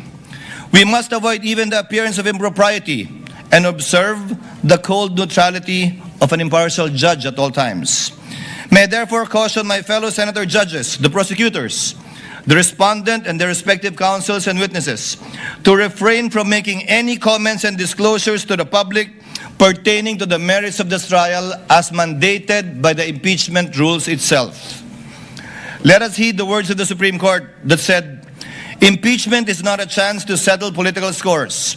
It is not a stage for political theater or personal attacks, Because when the focus shifts to the person rather than the alleged wrongdoing, the process loses its integrity. As presiding officer, I shall do my part to uphold the fairness and integrity of this process and shall see it through to its proper conclusion. At this point, I would like to thank my colleagues for their trust and confidence.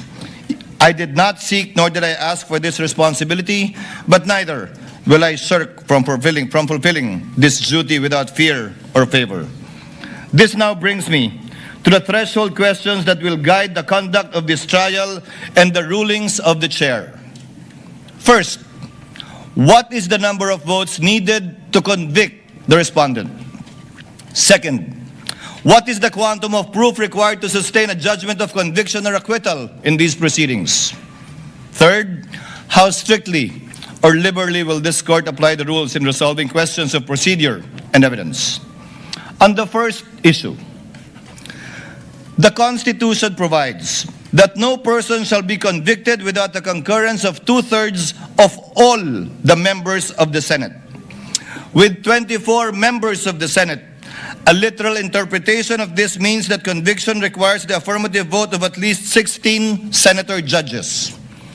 This literal interpretation finds direct support in the 2000 case of Bayan versus Zamora, which concerned the Senate's compliance with the 2/3 vote required to concur in a treaty. Despite having only 23 incumbent senators at that time, then Senator Gloria Macapagal Arroyo was elected as vice president. Therefore, there were only 23 senators. The court held the charter provides that the Senate shall be composed of 24 senators. Without a tinge of doubt, 2/3 of the figure, or not less than 16 members, is an unquestionable compliance with the requisite number of votes mentioned in Section 21 of Article 7. It behooves, therefore, all of us to observe the same fidelity with the Constitution in this trial, which affects not only the mere ratification of a treaty, but more so affects the substantial rights of the respondent, as well as the sovereign will of the people as expressed in the overwhelming mandate given to her. This is the prevailing law today. Whether we agree with it or not, we must abide by it.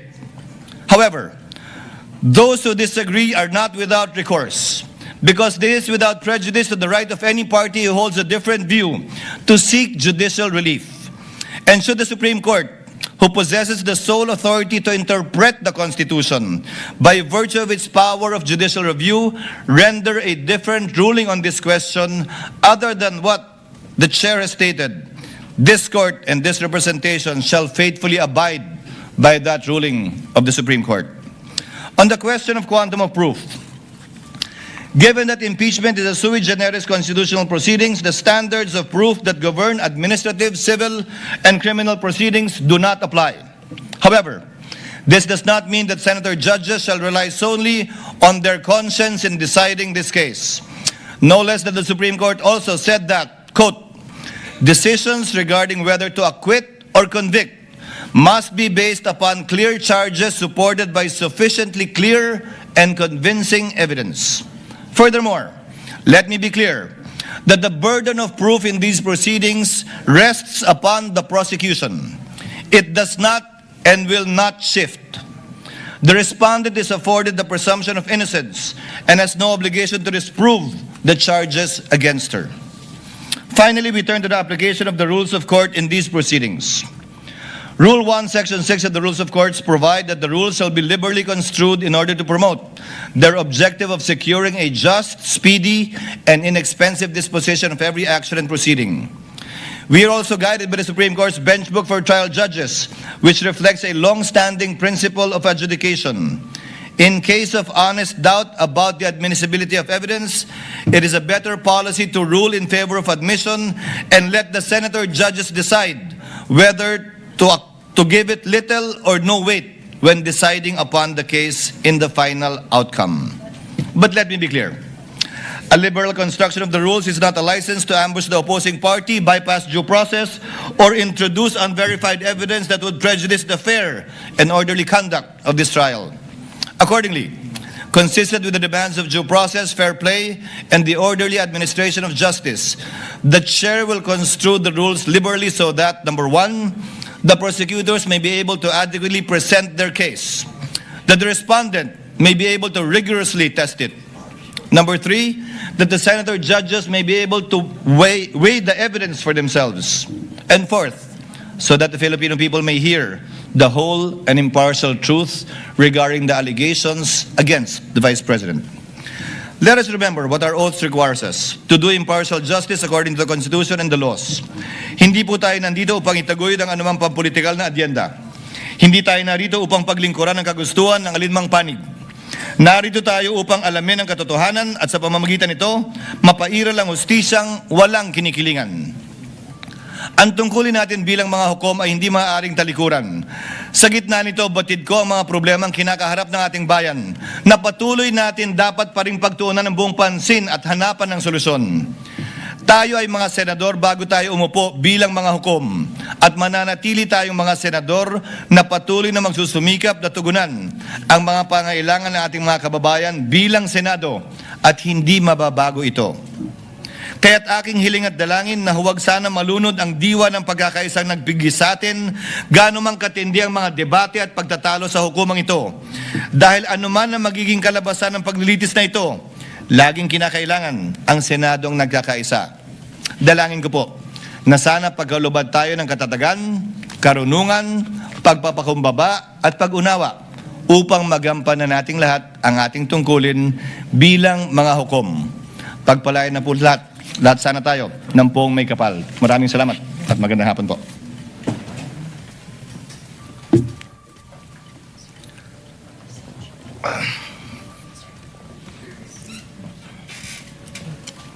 Sir Presiding Officer. Before we continue, Chair would like to make of record that Senator Joel Villanueva will insert his explanation of vote into the records.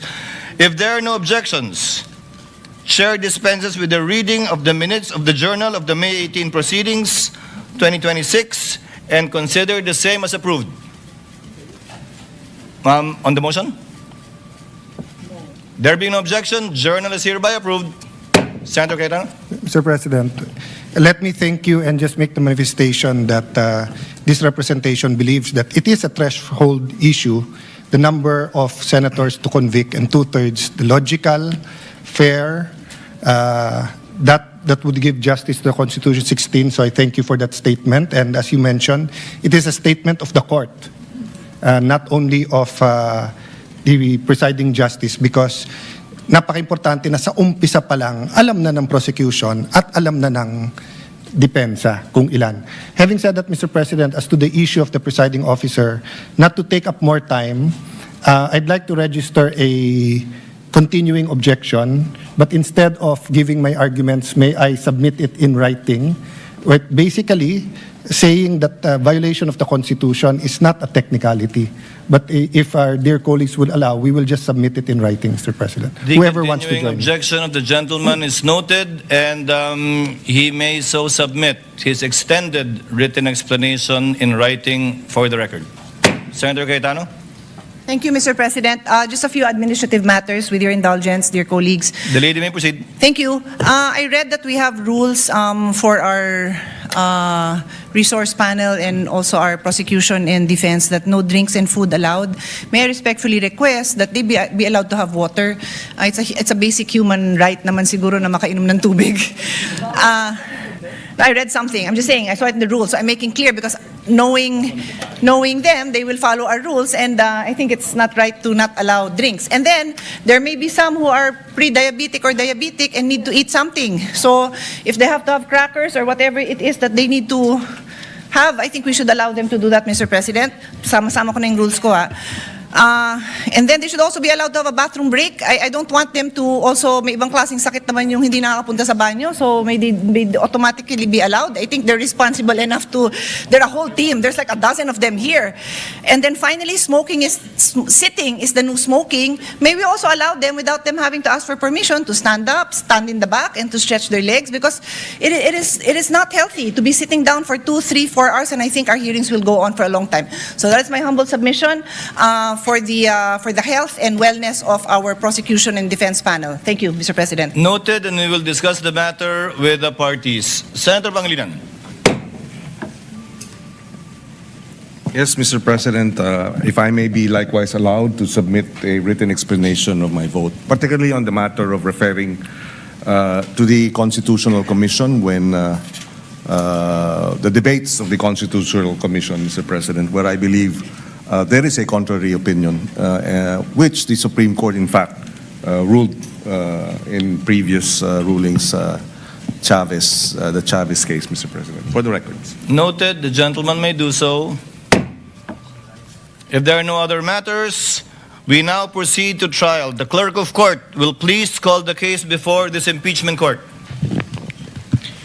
Case number 004-2026 in the matter of impeachment trial of Vice President Sara Zimmerman Duterte. Appearances for the prosecution.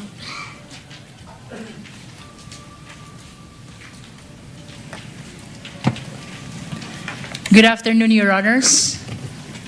We are 11 House prosecutors and 15 private prosecutors.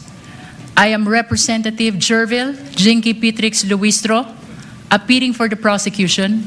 We are ready, Your Honor. May we get the names of the other panel of prosecutors as well as the counsel for prosecutors one by one for the record.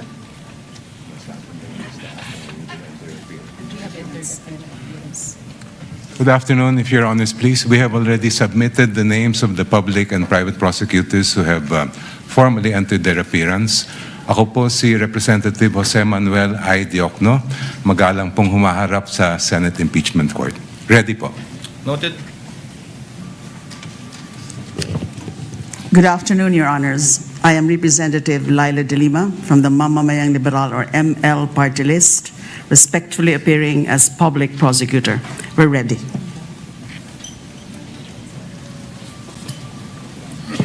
Good afternoon, Your Honor. I am Congressman Joel Chua, respectfully appearing for the public prosecutor representing the 3rd District of Manila. Good afternoon, Your Honors. I am Arlene Kakabagaw from the Nagat Islands, representing the public prosecutor, Your Honor. Good afternoon, Your Honors. I am Representative Lawrence Rivera Defensor from the 3rd District of Iloilo, respectfully appearing as public prosecutor. Good afternoon, Your Honors. Representative Jonathan Keith Flores of the 2nd District of Bukidnon as public prosecutor, Your Honor. Good afternoon, Your Honors. Representative Isabel Maria Jorge Zamora from the Lone District of San Juan City as public prosecutor. Good afternoon, Representative Terry Don of Bicol Saro Party List. We are ready, Your Honor. Maraming salamat po. Good afternoon, Your Honors. Representative Ramon Rodrigo L. Gutierrez of One Ready Party List, respectfully entering appearance for the public prosecution. Good afternoon, Your Honors. Representative Lordans One of the 1st District of Cagayan de Oro City, respectfully appearing for the prosecution. For the record and for the information of our prosecutors, the term used in our rules for the public prosecutors, as you so mentioned, should be panel of prosecutors of the House of Representatives, and insofar as I've been hearing the term private prosecutors, the private lawyers will be referred to as counsel for the prosecutors. You may proceed. Good afternoon, Your Honors. I'm Attorney Lorna.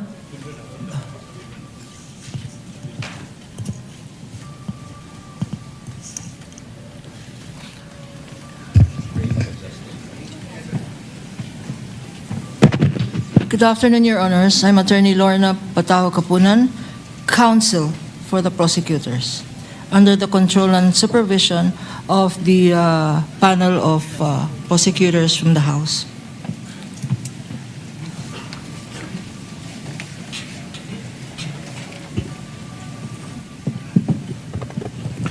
Magandang hapon. Ako po si Attorney Amando Virgil D. Ligutan ng Sapayan Lim Alvarez and Ligutan Law Offices or sa Legal Law from Cebu City.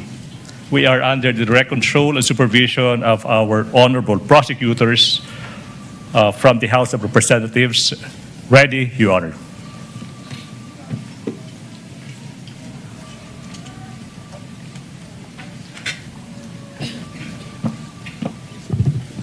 Good afternoon, Your Honors. I am May Sancho Divina Gracia of the Co and Divina Gracia Law Offices, and I am respectfully entering my appearance as counsel for the prosecutors.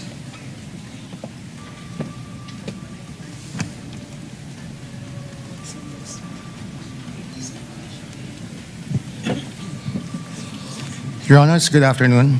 I'm Attorney Lino Chris Patao-Kapunan, respectfully appearing as counsel for the prosecutors, acting under the direct control and supervision of the panel of prosecutors of the House of Representatives.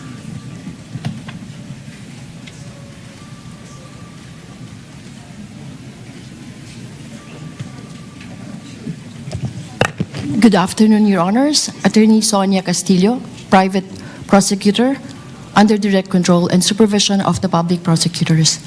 We are ready, Your Honor.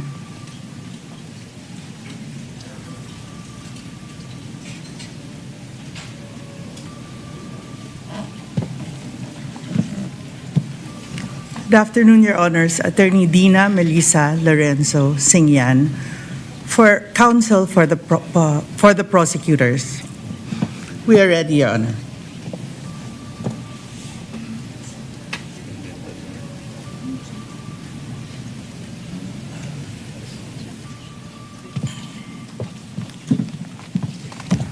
Good afternoon, Your Honors. I'm Attorney Marfor T. Fua, appearing as counsel for the panel of prosecutors. Good afternoon. We are ready, Your Honor.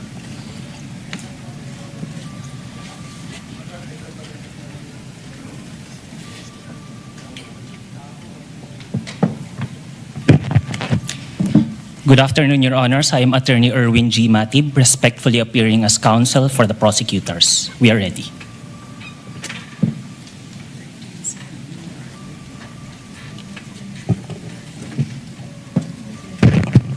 Good afternoon, Your Honors. I'm Attorney Justine Lamarca, respectfully entering my appearance as counsel for the prosecutors. We are ready, Your Honor.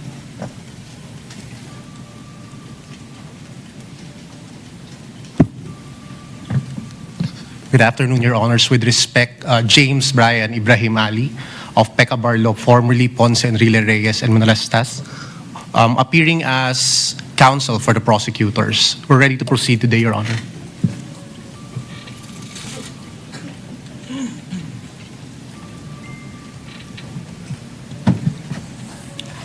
Good afternoon, Your Honors. I'm Attorney Reynaldo Robles of the law firm of Chan Robles and Associates, appearing as counsel for the prosecutors under the control and supervision of the public prosecutors. Ready, Your Honor.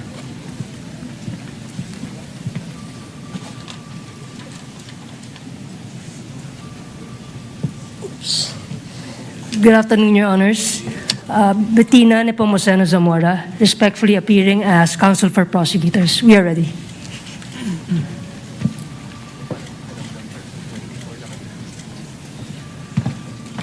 May it please the Court, Attorney Theodore Te, appearing as counsel and under the control and supervision of the House panel of prosecutors.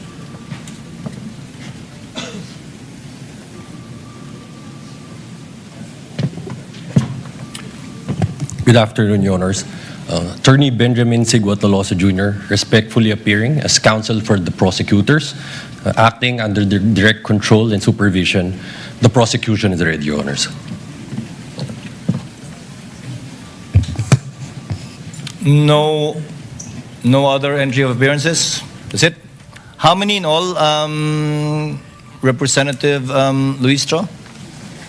11 on the part of the House insofar as the panel of prosecutors is concerned, and We understand, Your Honor, that only 13 private prosecutors entered their appearance today. Nevertheless, Your Honor, as manifested by the Honorable Jokno, a written entry of appearance has been filed already with the Honorable Impeachment Court. nevertheless, as they appear or will be participating in the trial, kindly inform them to enter their formal appearance during the trial. Your Honor, the entire 15 private prosecutors have filed already their written entry of appearance with the Impeachment Court. The articles of impeachment will be presented by 4 separate teams, Your Honor, and that explains why the House prosecutors or the panel of prosecutors are joined by 15 private prosecutors, Your Honor. Noted. Thank you, ma'am.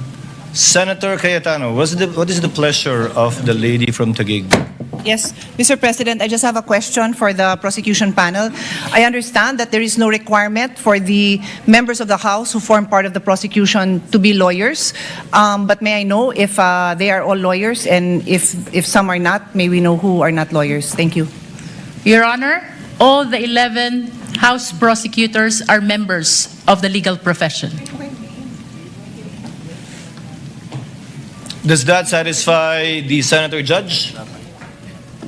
Yes, I was just curious, Mr. President, because it's not a requirement, so I was just curious if, in fact, they are lawyers. Thank you. Must enter a correction to the earlier manifestation. The lady may proceed. Instead of 13, 14 private prosecutors are able to enter their appearance today.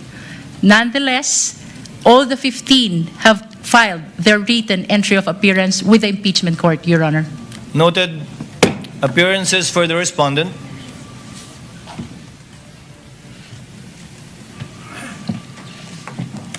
Good afternoon, Your Honors. I am Sheila Sison, respectfully appearing for Vice President Sara Zimmerman Duterte. With the permission of the court, my co-counsel will enter their respective appearances. You may proceed. Gregorio Y. Narvasa II.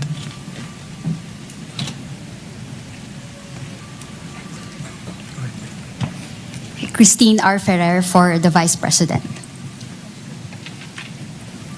Good afternoon, Your Honors. Michael Wesley Poa for the Vice President.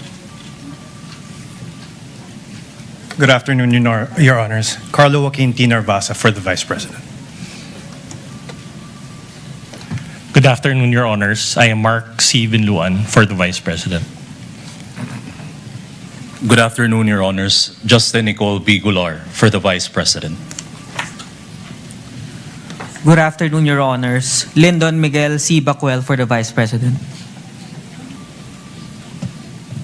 Good afternoon, Your Honors. I am Ralph Borja Bodota for the Vice President. Good afternoon, Your Honors. Roberto Narvasa Batungbakal for the Vice President. Good afternoon, Your Honors. David Runel Amgoli VII for the Vice President. Good afternoon, Your Honors. Carl Grace G. Oroseo for the Vice President. Good afternoon, Your Honors. Clarlene Radok for the Vice President. Good afternoon, Your Honors. Francesca Marie V. Flores for the Vice President. Good afternoon, Your Honors. Miguel Carlos Albar Fernandez for the Vice President. Chair notes the entry of appearance of the counsels for respondent Vice President Sara Zimmerman Duterte, and Chair likewise notes that the Vice President is not physically present but represented more than adequately by her counsels who entered their appearance. On May 19, 2026, the court, pursuant to Rule 7 of our rules, issued the summons to Vice President Sara Zimmerman Duterte to answer to the articles of impeachment. On May 20, 2026, the Sergeant at Arms served the summons on the Vice President and made a return of service under oath before the Secretary of the Senate. Let the return be entered at large into the records pursuant to Rule 8 of the Rules of Procedure on Impeachment Trials. So ordered. Likewise, the court received pleadings, comments, manifestations filed by the parties. All such pleadings, comments, manifestations, and requests filed by the parties, as well as all issuances and orders of the clerk, as well as the clerk of court, made through the presiding officer, are hereby deemed read into the records of the case. So ordered. At this juncture, the chair would like to direct the parties to prepare for their opening statements. We will start with the prosecution. May I know from the prosecution who will deliver the opening statement, and from the respondent who will deliver the opening statement? Under our rules, only one lawyer shall deliver the opening statement for either side. I presume Representative Luistra, you will deliver for the prosecution and for the on the part of the respondent? I will deliver the opening statement for the defense, Your Honor. Representative Luistro from the panel of prosecutors of the House of Representatives is now recognized to deliver her opening statement for the prosecution. You may proceed, ma'am, and you have 15 minutes. Your Honor, before I proceed, the prosecution respectfully moves for the reading of the 4 articles of impeachment and the entry of the corresponding answer or plea for each article of impeachment, Your Honor. Your Honor, this is consistent to the Senate rules on impeachment, particularly Rule 7, Your Honor, the last paragraph of which mentions about failure to appear, failure of the lawyer to appear, and failure to file answer. There should be an entry of plea of not guilty. Likewise, Your Honor, under Rule 9 of the Senate Rule of an Impeachment, which says that the person impeached shall then be called to appear and answer the articles of impeachment against him or her. In this rule, Your Honor, it was likewise provided that the name of the person appearing in behalf of the respondent should be entered into the record. And by the answer, Your Honor, it is humbly believed that it pertains to the particular plea of whether guilty or not guilty of the respondent, Your Honor. Likewise, Your Honor, under Rule 21, Your Honor, the trial of all the articles of impeachment shall be completed before the senators vote on the final question of whether or not the impeachment is sustained. It is gleaned from these rules, Your Honor, that the senators will be voting on a per article basis, Your Honor. And that is why it is the humble submission of the prosecution that there should be reading of the article and entry of the particular plea per article, Your Honor. This likewise, Your Honor, manifests our complete adherence to the mandate of the Constitution sa pagbasa po ng mga artikulo ng impeachment at pagpapasok ng sagot ng respondent, maipakita po natin sa sambayanang Pilipino ang ating pagsunod sa mandato ng Konstitusyon. Likewise, Your Honor, it upholds due process not only of the respondent but also of the Filipino people.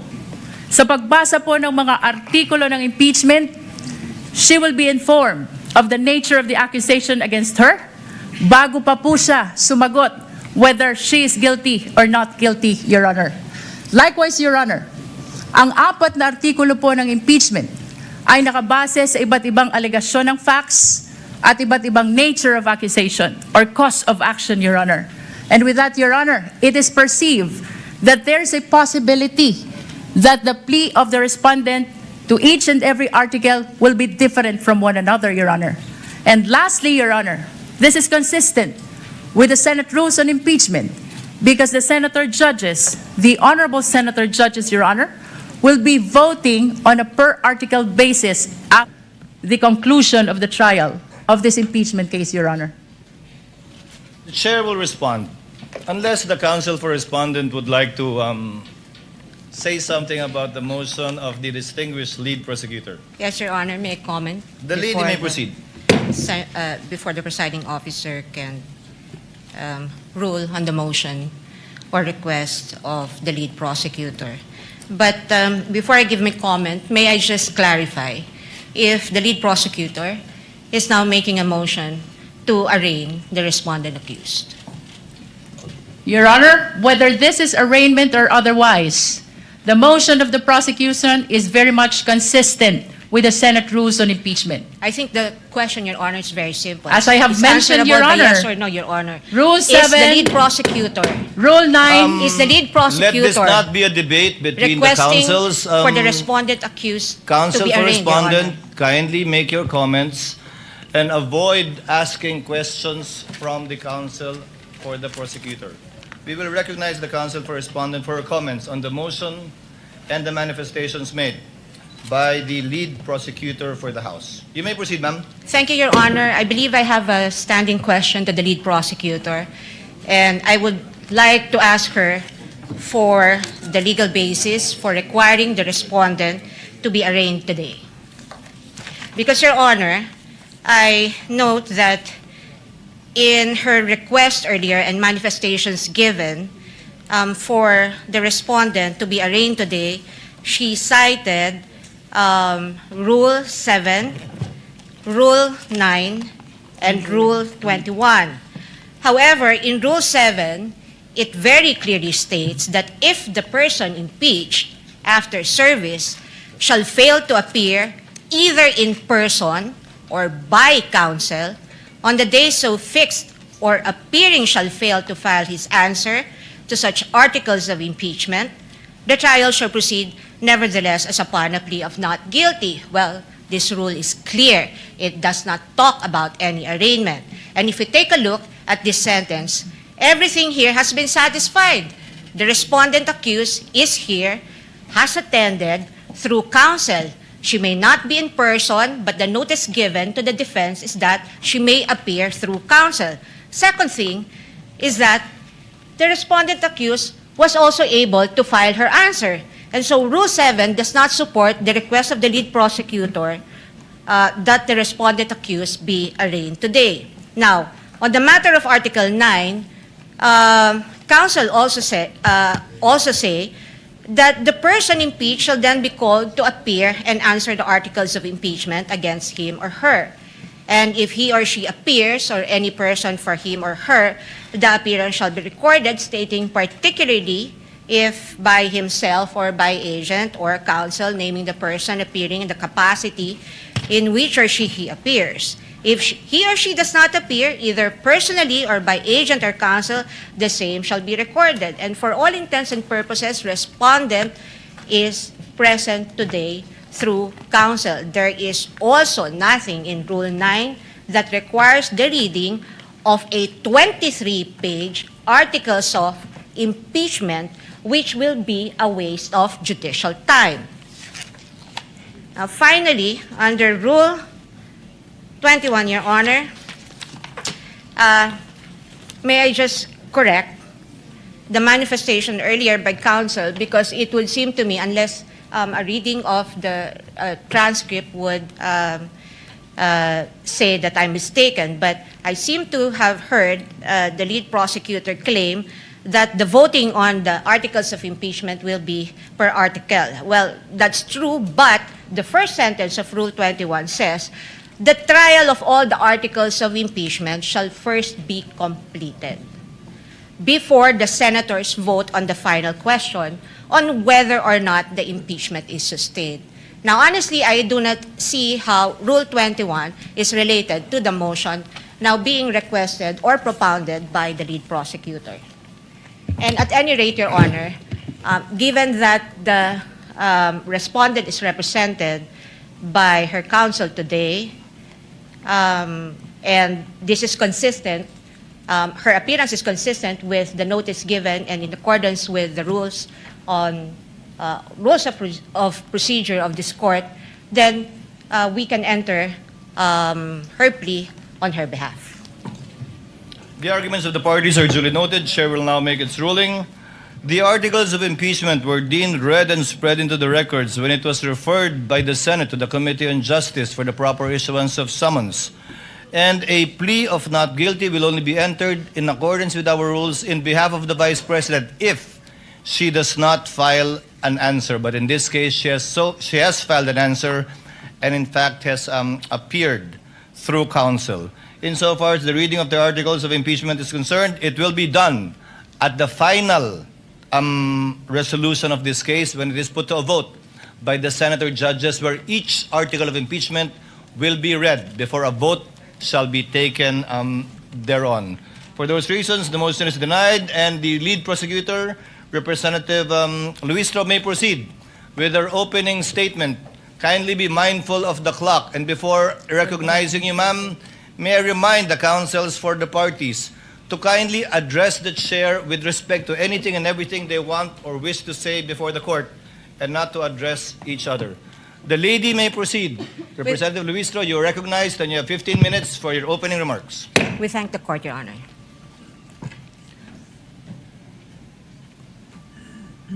Mr. Presiding Officer, the Honorable Cheese Escudero, the Honorable Senate President, Honorable Win Gatchalian, sa atin pong mga kagalang-galang na Senator Judges, mga minamahal na kababayan, sa loob ng bulwagan o sa labas man, mga nakatutok sa telebisyon, sa cellphone o sa radyo, sa ang sulok man ng mundo, kayo naroroon. Maraming Pilipino ang nagtatanong ngayon, bakit mahalaga ang paglilitis na ito? Ano ang kaugnayan nito sa buhay ng ordinaryong Pilipino? Lubos po naming nauunawaan ang mga tanong na yan. Sa katunayan, may isang driver na nagtatanong, paano sasapat ang kita sa pasada upang mapakain niya ang kanyang pamilya? May isang OFW na nagtatanong, hanggang kailan kailangan lumayo upang mapaaral niya ang kanyang mga anak? May isang guro na nagtatanong, paano pagkakasyahin ang kanyang sahod sa dami ng utang na hinuhulugan? May isang manggagawa na nagtatanong, hanggang kailan magtitiis sa pansamantalang trabaho at kakarampot na sweldo? Sa unang tingin, maaring sabihin na malayo sa buhay nila ang paglilitis na ito. Ngunit hindi. Hindi po. Sapagkat ang usapin ngayon ay patungkol sa isang bagay na pag-aari nilang lahat. Ang kanilang pera, ang kanilang tiwala, ang kanilang karapatan na maningil ng pananagutan mula sa mga pinuno na kanilang pinagkatiwalaan.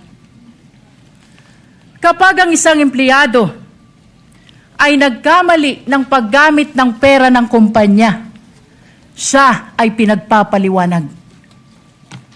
Kapag ang isang barangay treasurer hindi may paliwanag ang nawawalang pondo, siya ay iniimbestigahan. Kapag ang isang principal ay naglustay ng pera ng bayan, kahit 5,000 lang yan, siya ay pinaparusahan. Natural lamang na magtanong ang sambayanan kung ang ordinaryong Pilipino ay pinapanagot. Bakit hindi ang pinakamakapangyarihan na opisyal ng pamahalaan? Ito ang dahilan kung bakit mahalaga ang paglilitis na ito. Hindi upang usigin ang isang tao, hindi upang maghiganti sa kalaban, hindi upang manalo sa politika, kundi upang sagutin ang isang tanong na napakahalaga sa kinabukasan ng ating republika. May saysay pa ba ang pananagutan sa ating bansa? Sapagkat ang kasong ito ay higit at lampas sa sino mang opisyal. Higit at lampas sa anumang partido. Higit at lampas sa alinmang administrasyon. Your Honors, the framers of the Constitution understood that there may come a day when extraordinary power would be entrusted to extraordinary office. They also understood that there may come a day when trust would be broken. And that is why they gave the House of Representatives the power to impeach and the Senate the duty to judge, not to punish political opponents, not to settle political scores, but to protect the republic itself. That is why the Constitution declares public office is a public trust. Ang kapangyarihan ay hindi pag-aari ng sino mang opisyal. Hiram lamang ito sa taong bayan. At ito ang dahilan kung bakit naririto tayo ngayon. Your Honors, the prosecution will present exactly what the Constitution requires. Evidence. Hindi chismis. Hindi haka-haka. Hindi propaganda at lalong hindi SOCMED narrative. Evidence, official records, financial documents, government reports, video recording, statements under oath, independent findings of institutions created by law. Mga dokumento na hindi bumoboto. Mga records na walang partido. Mga katotohanan na walang kulay pampolitika.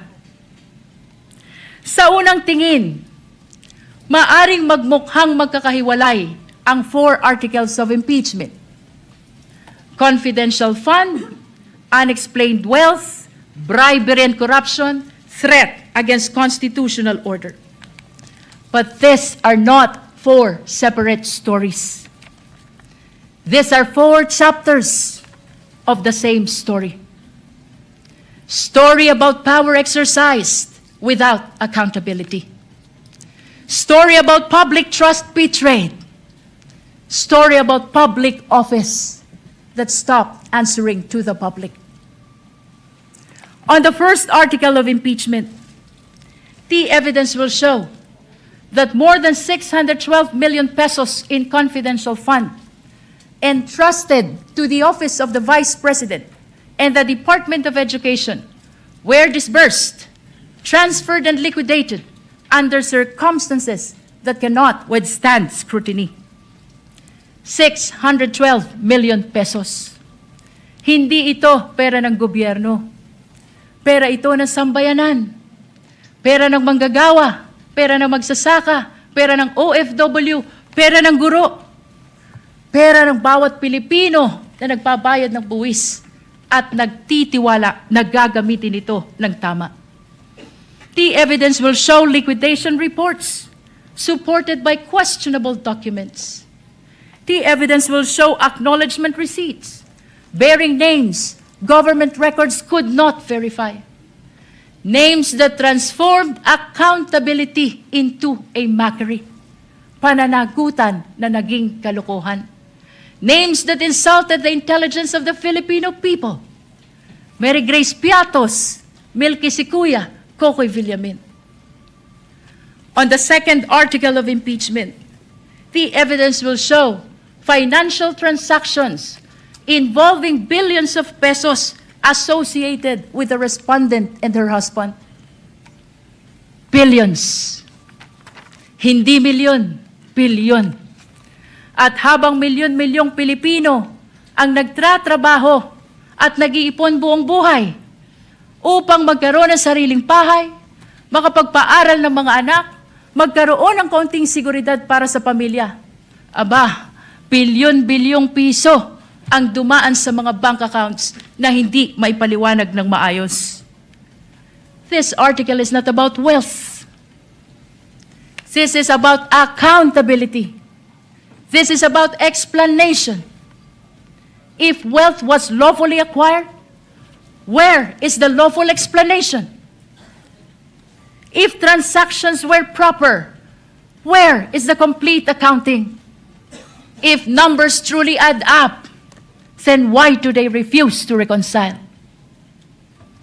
On the third article of impeachment, the evidence will show bribery, graft and corruption through the distribution of cash payments and monetary gifts to officials under the supervision of the respondent.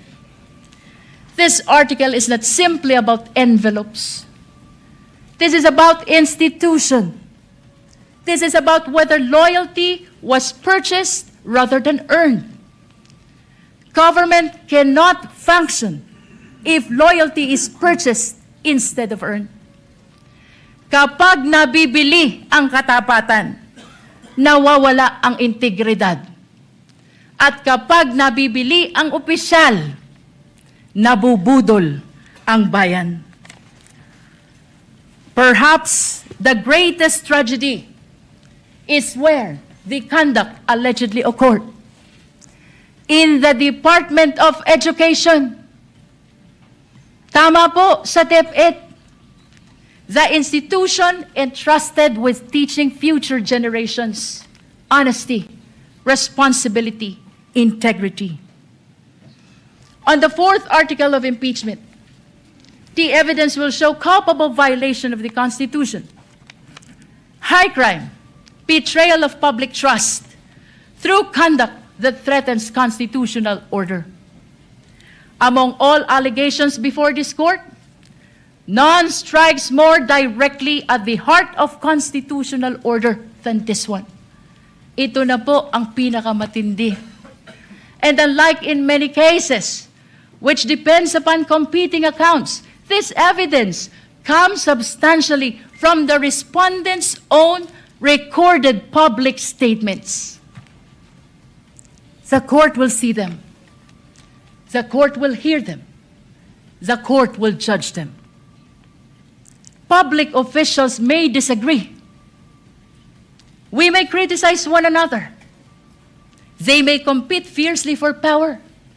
That is democracy. But democracy ends when violence begins. Sa kasaysayan ng ating republika, walang vice presidente na may kaibigan na hitman. Ngayon lang. Walang vice presidente na nagpapapatay ng Pangulo. Ngayon lang.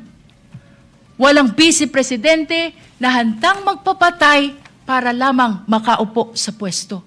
Ngayon lang.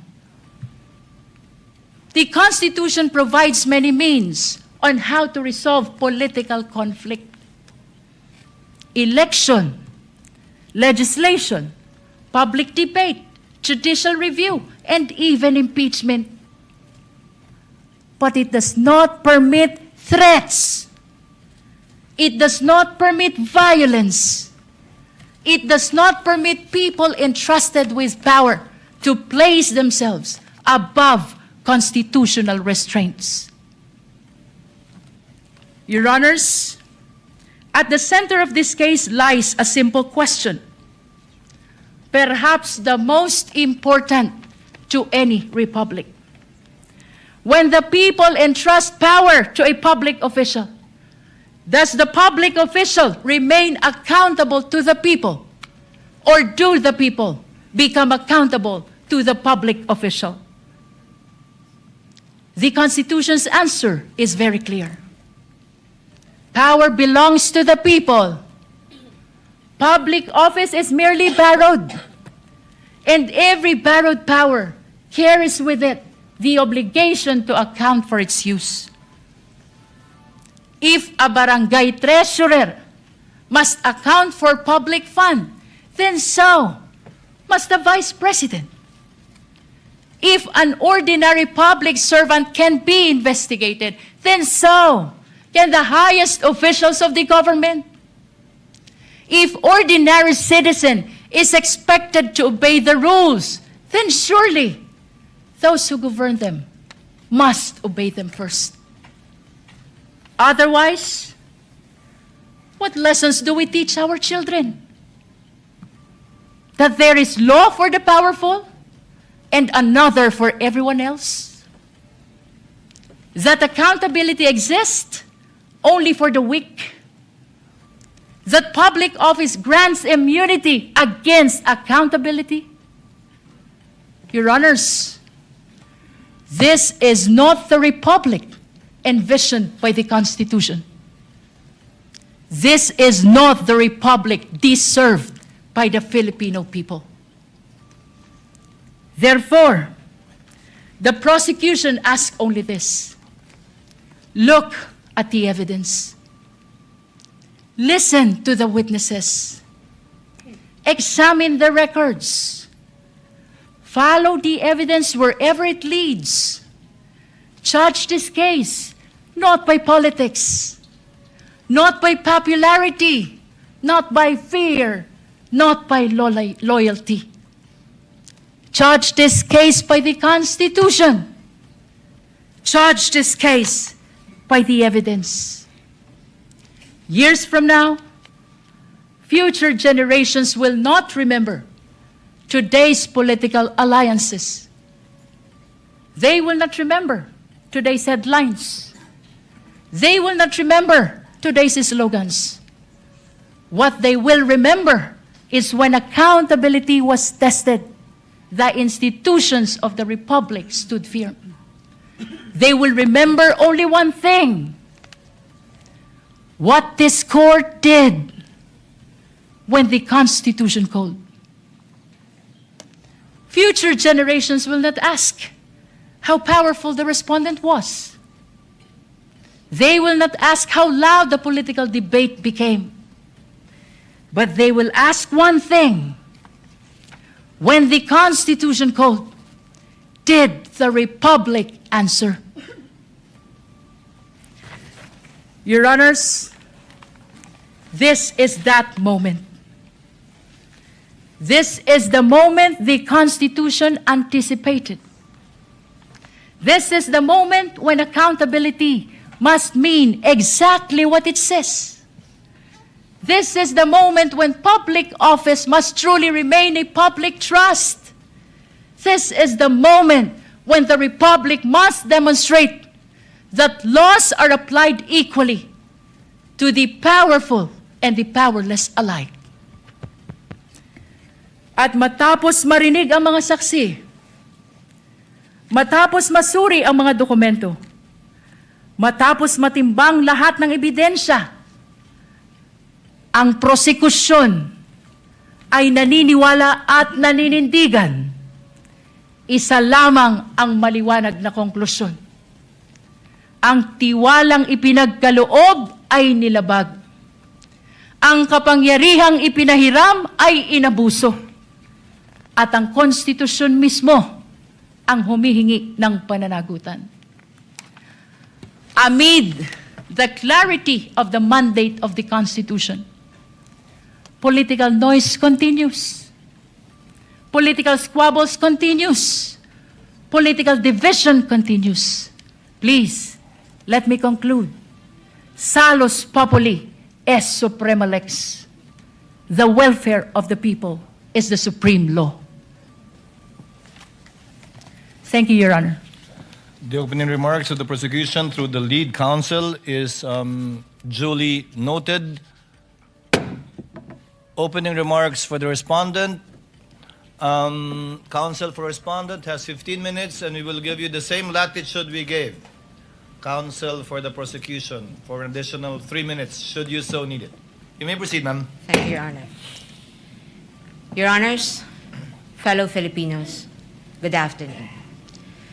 As we begin today the impeachment trial of the Vice President, and in the days ahead, this court will undertake its constitutional task of receiving and weighing the parties' evidence, and ultimately to decide whether these pieces of evidence justify either a judgment of conviction or acquittal, guided only by its members' conscience and their solemn oath to do impartial justice.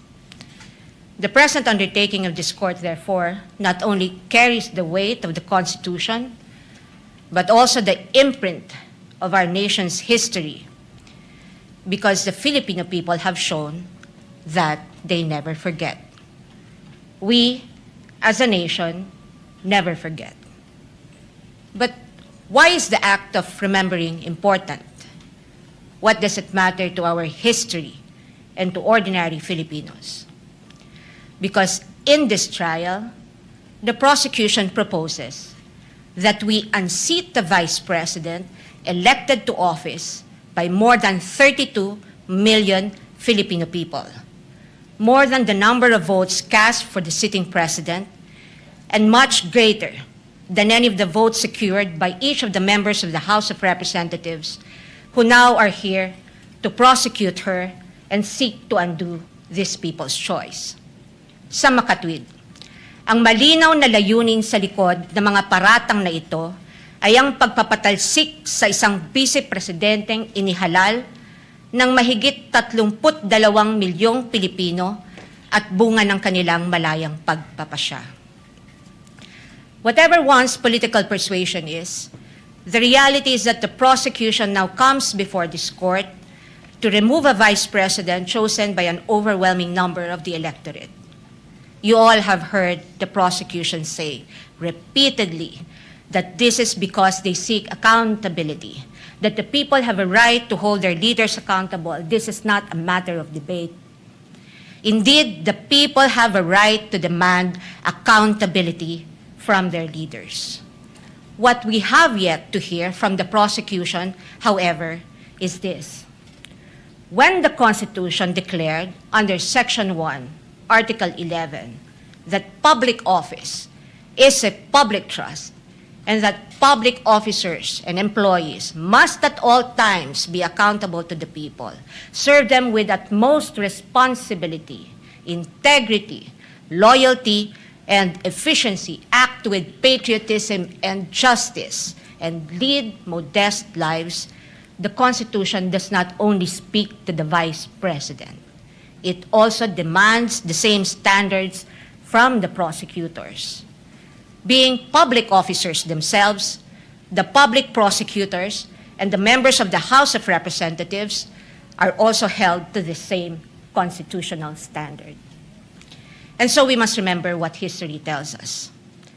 This is not the first time that members of the House of Representatives have attempted to remove the Vice President, and in a manner not compliant with the Constitution. In a July 25, 2025 decision, the Supreme Court unanimously declared in Duterte versus House of Representatives, GR numbers 278353 and 278359, that the impeachment proceedings in the House of Representatives were tainted with grave abuse of discretion, rendering the articles of impeachment that the House transmitted last year to the Senate as void ab initio. Early this year, the Supreme Court unanimously denied with finality the House of Representatives' motion for reconsideration of that decision, with a reminder that while impeachment is a powerful democratic process to call out corruption and grave abuse, impeachment can be abused, and that impeachment should never be abused to maintain the hegemonic dominance of greed by shaming those who occupy high government positions into preventing them from doing what they were sworn to do. But perhaps the most enduring reminder of the Supreme Court that we must not forget in the entire course of this trial is that, in the words of the court, the rule of law that does justice is our lodestar, and that justice includes accountability. Justice includes fairness. Without fairness, there is abuse. This fairness is what our democracy is all about. It is in light of these reminders that we draw attention to certain fundamental legal principles that we think we must not forget throughout this trial. Mga batayang prinsipyo na dapat nating tandaan sa buong panahon ng paglilitis na ito, anuman ang ating kulay o politika. If we are to be true and honest to our proclaimed values, such as the pursuit of accountability, justice, and integrity in our system of government, then we must remain possessed of an unyielding resolve to ensure that the trial and judgment in this case are done in accordance with the command of the Constitution, the majesty of the law, and the discipline required by the rules. Otherwise, those who stand in sanctimonious judgment of the Vice President will send a clear message that the law can be bent when it suits the convenience of the powerful, and that justice can be sacrificed at the altar of partisan interests. Mahalagang tandaan ang mahigpit na paalala ng ating Korte Suprema. Impeachment is not a purely political proceeding. It is primarily a legal, political, and constitutional mechanism. Ibig sabihin, kailangang naayon sa batas at konstitusyon ang anumang proseso nito. According to the Constitution, it is the Senate that shall have the sole power to try and decide all cases of impeachment. This power is not shared. The Constitution gives no other body, department, tribunal, agency, or a mere committee of any of these institutions the power to try an impeachment case.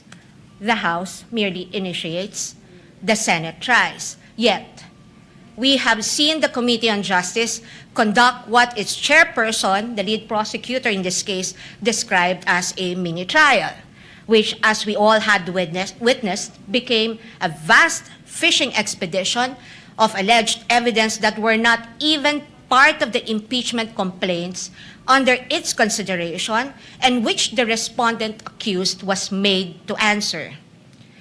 In that mini trial, we saw how the purported pieces of evidence were curated to construct a narrative against the Vice President even before this case reaches trial. The articles of impeachment presented before this court as an exercise of the House's power to initiate impeachment cases are therefore, in sober truth, the product of an impermissible intrusion of clear constitutional boundaries. Over the course of the impeachment trial, the prosecution will attempt to convince this court and the court of public opinion that the allegations in the articles of impeachment are supported by materials they obtained during their mini trial and that evidence exists to sustain a judgment of conviction. They will claim that the notices of suspension and disallowance issued by the COA and the COA decision denying the Vice President's appeal of that disallowance support their accusations, with the release of that decision by the COA conveniently timed and coinciding with the committee hearings. They will claim that the certifications of the PSA confirm their allegation that recipients of the confidential funds do not exist, even though they listed one Mary Grace Piatos in their pre-trial brief as among their witnesses, or that the liquidation of the confidential funds in a span of 11 days was allegedly swift as to invite suspicion. The prosecution will assert that the supposed NBI findings of similar signatures across a number of acknowledgement receipts submitted to the COA are supportive of their conclusion that the disbursements of the confidential funds were irregular. What the prosecution avoided informing the public so far are these: that it was the then Secretary of the Department of Budget and Management, Amena Pangandaman, who issued a memorandum for the President through Executive Secretary Lucas Bersamin on October 18, 2022, recommending the approval of the Office of the Vice President's request for confidential funds.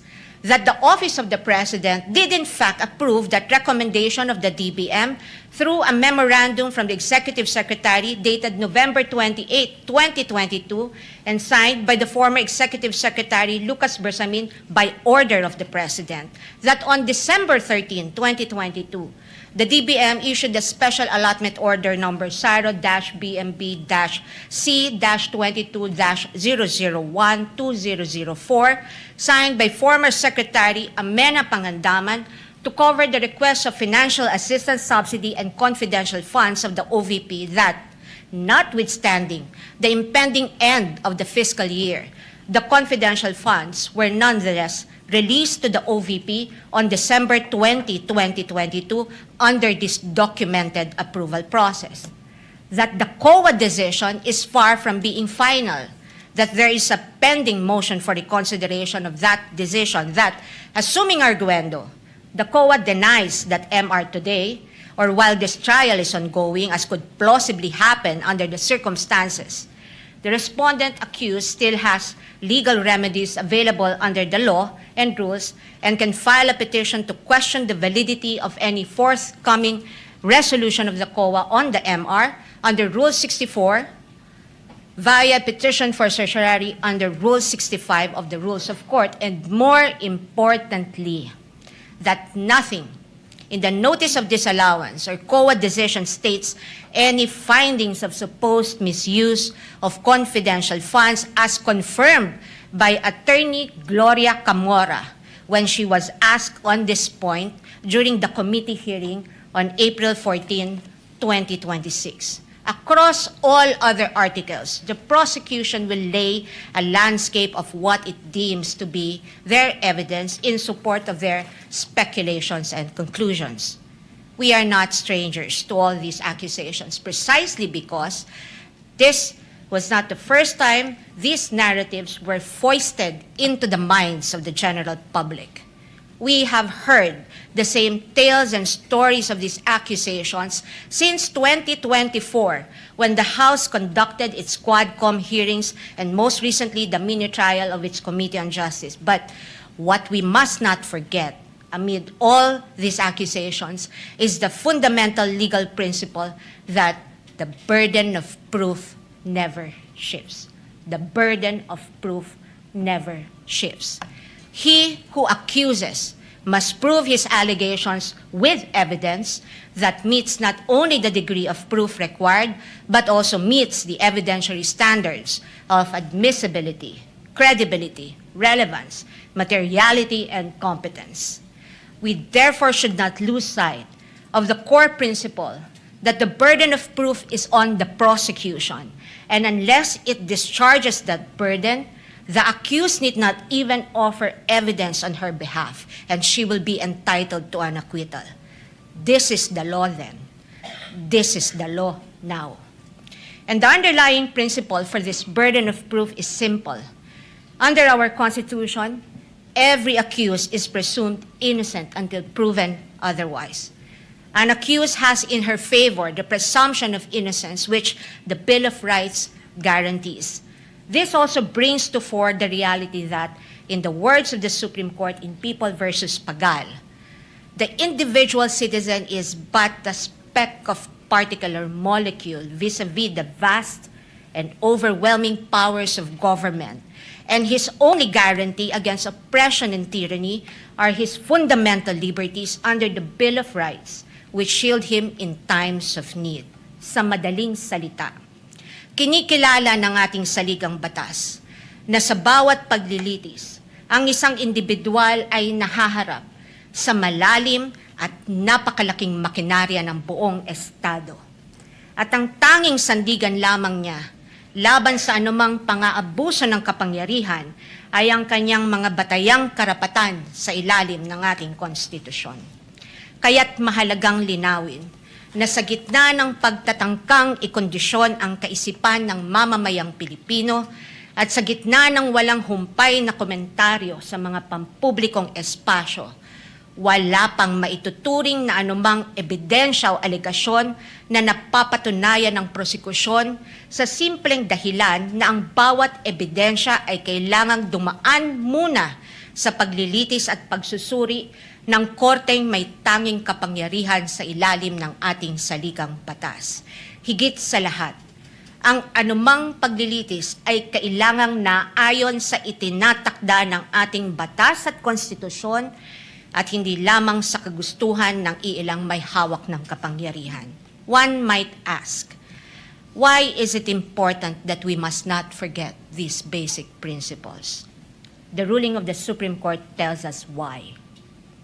The Bill of Rights applies to the entire impeachment process because inasmuch as our court recognizes that impeachment is a political process, it reminds us that it is not a purely political process but a legal and constitutional mechanism. Thus, if we are to uphold the rule of law, serve justice, and invoke the accountability mechanism, then this court and we as a people must guarantee that all efforts to hold our leaders accountable must be done right. This we must not forget. I thank the court and the public for the privilege of your time. May God bless our country. Opening statement of the Council for Respondent is duly noted and entered into the records. The court will now proceed to dispose of some of the incidents that were brought up during the pre-trial conference, as well as other pending matters and motions. First, on the sequence of the presentation of the articles of impeachment. The pre-trial order stated that the prosecution has a free hand to determine the sequence of the presentation of the articles of impeachment. However, respondent will be similarly accorded the same right insofar as the presentation of their evidence and witnesses in chief is concerned. May we now learn from the public, from the panel of prosecutors rather, what will be the sequence of presentation of the articles of impeachment that they intend to pursue. Attorney Jokno is recognized. You may proceed, sir. Thank you, Your Honor. The first article we will be presenting will be Article 4 on grave threats. Second will be confidential funds, Article 1. Third, bribery, that is Article 3. And the fourth is unexplained wealth, Your Honors. That's Article 4. No, 2. I'm sorry, Article 2. I stand corrected. So the sequence of presentation shall be Article 4, Article 1, Article 3, and then Article 2. Yes, that is correct, Your Honor. So I presume that beginning tomorrow, once we issue the subpoena for your first set of witnesses, you shall begin with Article 4. Yes, Your Honor. Again, Chair rules that the respondents have the same and equal privilege of presenting its case as it so desires when it's time to present its evidence in chief shall come. What is the pleasure of the counsel for respondent? Thank you, Your Honor. May I ask if the prosecution is ready to present its first witness today because the defense is ready today, Your Honor? Duly noted. We will get to that later. if Next Your item Honor, in the please, agenda. If Your Honor, please. Yes, Representative I have just Jokno. noticed that Your Honor had already directed the counsel for the defense not to propound questions to the prosecution. This is already the second time that she's doing that. She appears to be assuming or arrogating the powers of the court, because as I understand the rules, it's only the court that can propound questions to the counsels. Your Honor, may I comment? The lady may comment. I Counsel take for respondent may exception to comment. that. Yes, Your Honor. I take exception to that manifestation of the good counsel.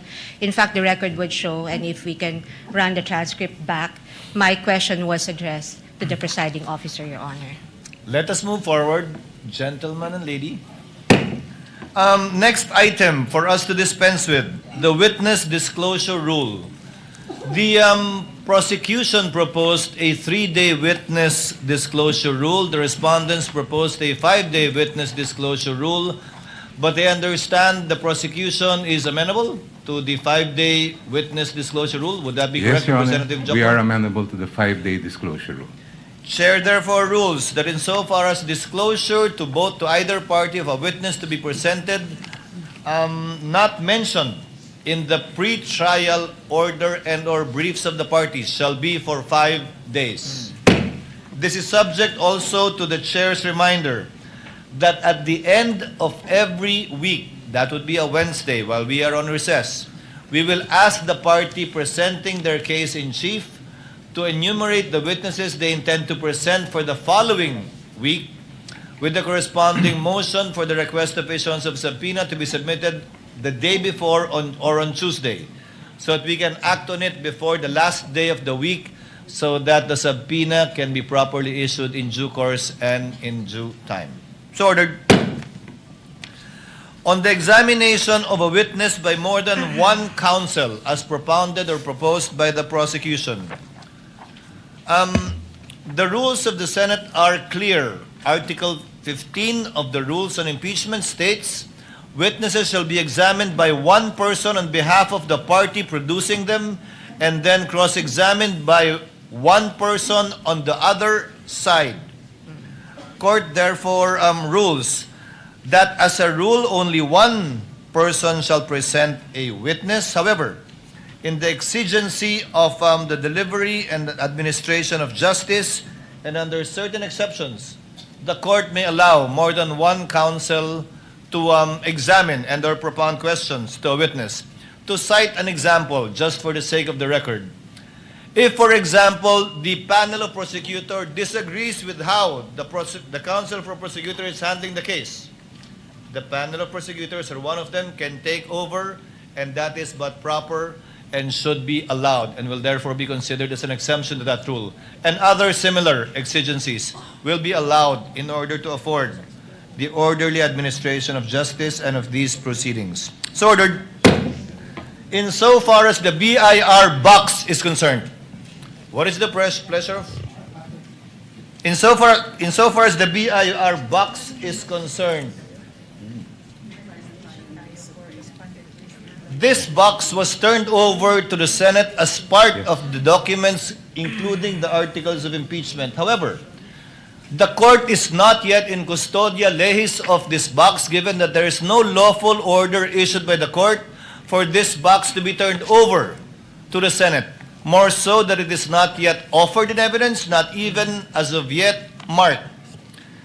The chair therefore orders that the BIR box, closed, sealed, and as it is received, be sent back to the BIR, or the Bureau of Internal Revenue, without prejudice to any action that the court may take if a motion will be filed by either party for the issuance of a subpoena, and we shall await action, if any, by the BIR Commissioner should that time come.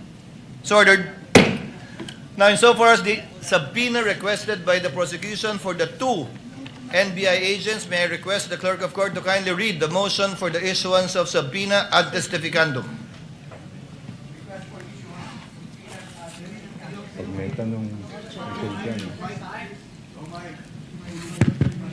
The prosecution, through the undersigned public prosecutors, respectfully requests the issuance of subpoenas ad testificandum, directing the following witnesses to appear and testify before the Honorable Impeachment Court on July 6, July 7, and July 8, 2026 at 2 p.m.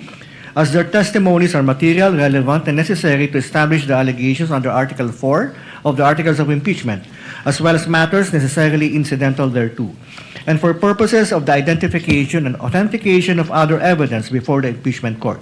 Number 1, Attorney Jeremy C. Lotok, Regional Director, National Bureau of Investigation. Number 2, John Mark Kalilong, Senior Agent, National Bureau of Investigation. Respectfully submitted, Quezon City for Pasay City, July 1, 2026.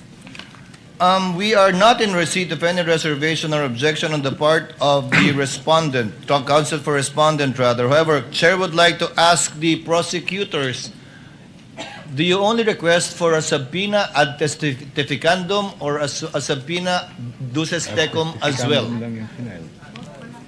If I understand the record, Your Honor, please, to say subpoena both for ad testificandum and duces tecum. The motion filed Your by the Honor. prosecutors is only for a subpoena ad testificandum. That's why the chair is clarifying. Your Honor. I stand corrected, if Your Honor, please. It's just Counsel for ad for respondent? testificandum. Counsel for respondent? If I may, Your Honor, just to set Please the record proceed. straight, the presiding officer earlier inquired mentioned that the court is not in receipt of any objection from the respondent, but just to set the record straight, any copy of the request for subpoena being mentioned today, Your Honor. Naserve natin, di ba? Were we able? What we received, Your Honor, was a manifestation containing the list of the witnesses of the prosecution for July 6, 7, and 8, Your Honor. And so it would be impossible for the defense or the respondent to object or to even comment on a request that we were not served with any copy with. The two witnesses against whom a subpoena has been requested by the prosecution were mentioned in the pre-trial brief of the prosecution and was not commented on by the respondents in their pre-trial brief. But if you do have any objections now, the court would be more than glad, or reservations, the court would be more than glad to hear it before ruling on the motion for the issuance of a subpoena That's on these fine. two NBI agents. At this point, Your Honor, that's fine. We'll just place on record our objections as the testimonial evidence is presented. Duly noted.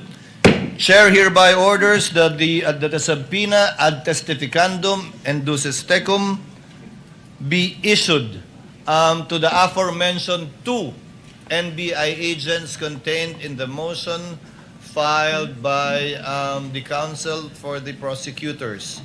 Although by nature subpoena is ex parte, we would Chair would instruct the clerk of court to kindly upload all of the filings of all of the parties to the website for the information not only of the senator judges, but also of the parties and their counsels.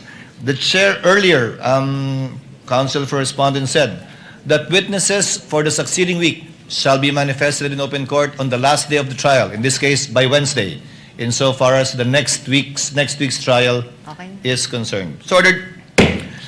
Now, insofar as the request for subpoena for bank records and AMLC records. Chair recognizes the clerk of court to kindly read and spread into the records the request for the issuance of subpoena, both, I believe, ad testificandum and duces tecum, or just duces tecum, for the aforementioned documents. The clerk of court may proceed. Request for issuance of subpoena duces tecum. The prosecution respectfully requests the issuance of a subpoena duces tecum to the branch manager of the following banks: BPI Julia Vargas Branch, BPI Green Hills EDSA Branch, Philippine Savings Bank Wilson Branch, BDO Unibank Inc. Davao CM Rector Branch, Metrobank Davao Ecoland Branch, BDO Unibank Davao Rizal Branch, Security Bank Bicutan Branch, Land Bank San Pedro Branch, Philippine Savings Bank Davao MADR Branch,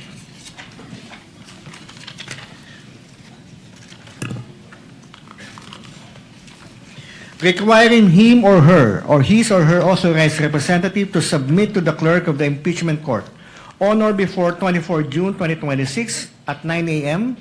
the certified true copies of all records, documents, books, papers, electronic data, communications, and information in the possession, custody, or control of the bank relating to any account, deposit, investment, trust, loan, safety deposit, or other financial transactions maintained, opened, closed, controlled, beneficially owned, or jointly held by Sara Z. Duterte and or Manasseh R. Carpio, whether individually, jointly with each other, jointly with any other person, or through any authorized representative, nominee, attorney-in-fact, or signatory for the period January 1, 2007 to December 31, 2025, including but not limited to: number 1, records identifying account numbers, account types, know your customer documents such as but not limited to customer information forms and signature cards. Number 2,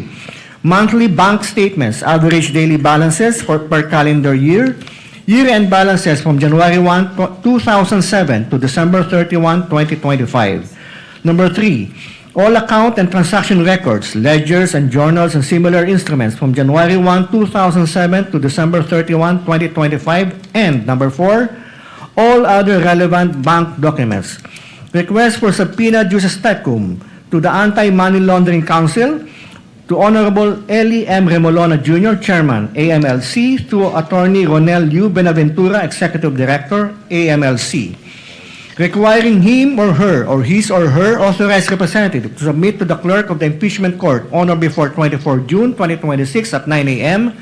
original or certified true copies of the following: number 1, all reports of covered transactions and suspicious transactions filed by banks and all other financial institutions and covered persons required to submit covered transaction reports and suspicious transaction reports to the AMLC involving Sara Duterte Carpio and or Manasseh R. Carpio covering the period of 2006 to 2025. Number 2, any and all investigation reports or related reports or documents prepared by the AMLC, covered transactions or suspicious transactions, electronic copies including Microsoft Excel files, database extracts, or machine-readable formats of AMLC, CTRs, and STRs for the period 2007 to 2025 involving Sara Duterte Carpio and or Manasseh R. Carpio. Respectfully submitted, Quezon City for Pasay City, June 18, 2026. Your Honor, may I comment? If Your Honor, please, before the defense makes a comment, just to obviate the proceedings and to facilitate the hearing today, if I may. The chair has not recognized anyone yet. May I be recognized, Your Honor?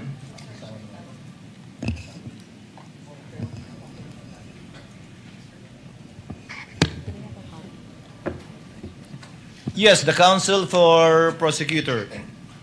If Your Honor, please. The subpoena request that was just read by the clerk of court pertains to a request that the prosecution filed in early June, where we had requested that the documents specified be brought to the Honorable Court on June 24. Since that date has passed and no subpoena has been issued, we had refiled just this afternoon a subpoena reiterating the same requests, and in the interest of justice and to allow the defense to comment or if they want object to the request that we filed this afternoon. Perhaps if I may suggest, if Your Honor please, that we provide the copy to the defense, give them a period of time to submit their opposition or objection, and as well the same period of time to the prosecution to reply before the Honorable Court rules on this Counsel, request. Is the motion for subpoena duces tecum and/or ad testificandum that you filed today exactly the same as what you filed before? No, Your Honor. It contains the same documents that we had requested earlier, but there were some additional documents that were also mentioned in the request we filed this afternoon. So you asked for additional documents and Yes, Your information? Honor. What does counsel for respondent say? Your Honor, before I give my comment on the request for subpoena, I thank the good counsel for offering to provide us a copy of the request for subpoena, but we would also ask that we be provided with the June 2026 copies of the request for subpoena as well as the new one that the counsel mentioned today. But just for the record, it would seem to me that the request for subpoena covers documents involving years from 2006 up to 2025. And again, just for the record, this would seem to violate the Duterte versus HOR ruling, which very clearly states that the impeachment must be only for those acts or omissions within the impeachable years and terms and office of the official. But nonetheless, Your Honor, just so we're able to fully ventilate whatever objections or comments that we may have on this request, and considering that for today and in the disclosure made by the prosecution, they will begin with Article 4, and all these documents seem to pertain to Article 2, then we will ask for 10 days to file our comment on this request for subpoena, Your Honor. From today, Your Chair Honor. hereby directs that all motions for the issuance of subpoena ad testificandum, subpoena duces tecum filed by either parties be furnished to opposing party and/or counsel before filing it before this court in order to provide full disclosure and fairness. But instead of 5 days, counsel, Chair is giving both parties 5 days to submit their respective memoranda and/or position insofar as this is concerned. We will afford the parties time to argue their position before the court so that the senator judges can hear your position in addition to your extended written memoranda insofar as this crucial issue of issuance of a subpoena duces tecum ad testificandum on certain bank records and AMLC records, which the chair will schedule, giving ample notice to the parties in due time. Is that okay with both sides? Just for clarity, Yeah. Your Honor. Yes, counsel for respondent. May I ask that the period, if the period for the parties to submit or the respondent to submit its comment, her comment on the request for subpoena would be 5 days from today, Your Honor? From today, but you can submit it on Monday since it lands on a Saturday. Second, Your Honor, the presiding officer mentioned that we also must submit a memorandum or position paper on this, Your Honor. If you so desire, or you simply can argue it in open court, Okay, but Your you may want to submit an extended written memorandum on the matter for the easy reading of the senator judges pertaining to this issue. Last, Your Honor, will the court also schedule an oral argument on the respective positions of the parties? Yes, Chair will do that. Thank you, Your Honor. And this would not be on Monday, Your Honor. No, that will not be on Monday. Thank you, Your Honor. If Your Honor, Counsel please. for prosecutor? Yes. May I be allowed to make a counter manifestation, just a brief one with respect to the statement of the defense counsel regarding the application of the case of Duterte versus House of Representatives. The gentleman may proceed briefly. Your Honor, the decision and the resolution of the Supreme Court in that case did not say that any preterm evidence is inadmissible. There is no statement like that at all in the entire decision and the resolution. What the Supreme Court said, and I quote, was very simple. The basis of any charge must be for impeachable acts or omissions committed in relation to their office and during the current term of the impeachable officer. All of the articles in this particular case pertain to impeachable acts committed by the Vice President during her term as an impeachable officer, including unexplained wealth. If I may just be allowed 1 minute, Your Honor, to explain that. The 1 minute. unexplained wealth, Your Honor, that is amassed prior to the term of a Vice President is relevant and material to her being an impeachable officer, because wealth of the magnitude of millions or billions ay meron pa rin pong pakinabang po yan ang Vice President kahit hanggang ngayon. It's very clear that when a local government official, for example, who later becomes a national official, amasses hundreds of millions, if not billions of pesos, then that benefit continues today. Second, if Your Honor, please, integrity, hindi po pwedeng biyakin po yan na kesa dati ay hindi po ganon at ngayon may integridad. It's very clear that integrity is a continuing requirement of fitness for office. Thank you, Your Honor. Duly noted and entered into the records. May I respond? Just very briefly, Your Honor. Counsel I won't take Correspondent. much time of the impeachment court. As a rejoinder to the statements and manifestation of Representative Jogna, briefly. Thank you, Your Madam, Honor. You may proceed. I think the good counsel has already stated precisely the reason for our position. We maintain our belief that the Duterte versus HOR ruling precludes any of these trawling incursion, again, on private records of so many individuals and so many entities when nothing in the articles of impeachment point to any specific allegations as to the relevancy of all these documents, Your Honor. But nonetheless, we will include all our position and as well as our objections on the request made today with respect to these documents. And what it would seem to the defense would be another 2.0 version of a fishing expedition. May I also, Your Honor, just to clarify also the period given to us to comment on the request for subpoena, may we ask that the 5-day period run from our receipt of the copies of the documents, Your Honor. We will make sure that the counsel for respondent will get that today. Thank you, Your Honor. The comments of both counsels of the parties are duly noted and entered into the records. Chair would like to apologize to Senator Cayetano, who has been waiting for quite some time. Thank you for your patience and indulgence. Senator Cayetano is recognized. What is your pleasure, sir? Presiding Senator Judge. Since we already stated as a court that we will take literally Section 3, subparagraph 6 of Article 11 of the 1987 Constitution, that no person shall be convicted without the concurrence of 2/3 of all members of the Senate, may I ask the members of this court, through the presiding justice, to consider, not today, I have a proposal, but not today, but to consider communication with the Sandigan Bayan for the attendance of Senator Dante Marcoleta and Senator Jinggoy Estrada, considering that the presiding officer may correct me if I'm wrong, but if we get to Section 21, as discussed a while ago by the defense, the prosecution and defense, and we do not know what will happen. Their case may be dismissed. They can be out on bail.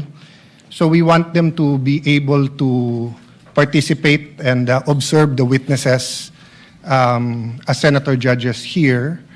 I do know that Senator Jinggoy is under suspension, but there's an argument to be made that the impeachment court is sui generis. In ordinary committee hearings, we do coordinate with courts to ask that persons under their custody be delivered to the Senate or the House of Representatives under certain conditions. So I'd like to formally ask, Mr. President, that this court consider that. I will submit whether you'd rather have a caucus or a in-camera discussion, or if you want us all to submit our legal opinion. I wouldn't also mind the prosecution and defense weighing in, but considering that if they do not attend and they are here, sorry, Mr. President, considering that if they do not attend at all and cannot vote, their vote will be equal to a acquittal. And as we said from the start, we want a fair and we want justice, we want a fair impeachment trial. Sinabi ng prosecution na sana tignan yung ebidensya, pakinggan mga witnesses. So kahit gawin to ni Senator Marcoleta at kahit gawin to ni Senator Jinggoy, and of course this is my personal opinion that may politika sa pagpapakulong sa kanila. That's my personal view. Allowing them to attend here might add to the integrity of the proceeding and actually make things easier when the time comes to render a verdict. So may I submit that to the court and to our colleagues for discussion at the proper time, Mr. President. The chair notes the comments and requests of Senator Judge Cayetano and will consult the senator judges regarding this matter and shall coordinate with his office with respect to his requests pertaining to Senators Jinggoy Estrada and Senator Marcoleta, including whether or not we will enlist the comment on and position of the parties to this case. So ordered. Senator Tulfo? What is the pleasure of Senator Judge Tulfo? Rafi? Mr. Presiding Officer, as far as I'm concerned, I would allow siguro mag-monitor yung mga si Senator Jinggoy, Senator Marcoleta. They will be allowed na kahit man lang yung sa TV monitor. Para sa akin, I do agree with what Senator Alan Peter Cayetano was suggesting. Thank you, Mr. Presiding Officer. The point of Senator Judge Rafi Tulfo is well taken by the chair. Any others? If there are none, Presiding Officer would now like to deal with an administrative matter before we adjourn for this afternoon. On the matter of providing public access to case records, yes, Senator Judge Marcos, what is your pleasure, ma'am? Yes, Presiding Officer, may I request an update? As I recall, during the pretrial conference, there was disagreement on how to go about the markings on the various documents, and among the thousands of pages that we have received in evidence for the trial, it apparently was resolved that the counsels would place their initials on the evidence. Is that correct? Is that still what stands today? And each party would take their respective evidence or files and present the same during the trial to guarantee that the same evidence would be presented. Is that correct? That is correct, with the exception of some, I think, documents that where the original was not presented, which is being corrected, I think, by the parties as we speak. Are we, in fact, in receipt as judges of all these thousands of pages? Dahil ako, simple lang hinahanap ko yung affidavit of investigation, yung dalawang NBI na unang testigo na sana haharap ngayon, nakita ko sa libu-libong pahina na sinubmit, mali-mali ang pagka-annex ng AOI. Hindi ko talaga mahanap. Tapos, ang sabi doon, Annex G. Pero nung kinalkal ko yung Annex G, hindi naman affidavit yun, kundi disbursement voucher or something like that. Kaya, hindi ko alam kung nag-provide ba talaga ang clerk ng Senate ng records as marked during pre-trial at kung pinal na talaga ito at pag-aaralan natin. At this point in time, Your Honor, documentary evidence as of yet has not been formally offered and therefore has not been turned over to the court. Neither is it as of yet been identified by a witness to authenticate the same and to be allowed admission into the records of this court. That time will come once the prosecution presents their witness and identifies the piece of evidence. that will be the proper time, perhaps, that the good Senator Judge can ask for a copy because the lady might want to ask questions of the witness should that time come for the witness to testify as to the document marked previously erroneously or rightfully by either party. Yes, precisely. Thank you very much, Presiding Officer. We wish to prepare for the three first witnesses, and we're unable to access any of their affidavits or other documents. Thank you. Duly noted and entered into the records. What is the pleasure of Senator Judge Padilla? Ginoong tagapamahalang hukom, gusto ko lamang pong sundan yung sinabi ni Senator Judge Alan Peter Cayetano at magpasalamat po kay Senator Judge Raffy Tulfo. Gusto ko lamang pong linawin na ang hinihingi po namin kung hindi man makapag-participate dahil sinasabi nga po ay ipinagbabawal silang makapag-participate at bumoto si Senator Jinggoy Estrada at Senator Judge Marcoleta. Ang hinihingi po namin ay makapunta po sila dito bilang observer. Hindi lang po basta monitor. Yun lamang po. Maraming salamat. Noted at the proper time we shall discuss this matter and settle it as a court or in caucus. There being no other Senator Judge who wishes to make a manifestation, comment, and/or motion, Chair would now like to dispose of an administrative matter. Consistent with Article 2, Section 28 of the Constitution on the policy of public disclosure in matters involving public interest and to give life to the directive under the rules to open the impeachment proceedings to the public, the court hereby directs the clerk of court to create the necessary internet web pages to allow the electronic records of impeachment to be made accessible to the public through the Senate website, whereby all pleadings, memoranda, motions filed by the party shall be uploaded, including the journal of the proceedings after it shall have been approved by the impeachment court. Yun lang po siguro yung madedelay ng konti dahil kailangan aprubahan muna ng impeachment court yung journal bago po namin ma-upload sa website. Yes, what is the pleasure of Senator Judge Bam Aquino? Yes, Mr. President, on this note, firstly, we'd like to second and congratulate this move of the impeachment court to make all of the evidence available to the public. May we know in how many days will the clerk of court make this evidence available to the public, Mr. President? They've started, but they have not completed it yet. As Senator Judge Marco said, the documents are voluminous. I think it covers until 9Q, if I'm not mistaken, initially, when it was marked. About more than 10,000 documents. Mr. President, of course, in the same way, if this is made available to the public 6 months from now or 1 year from now, that defeats the purpose of having this made public. No, that will not happen. Yes, may we get a commitment from the clerk of court as to the delay by which presented evidence is made public, Mr. President? No.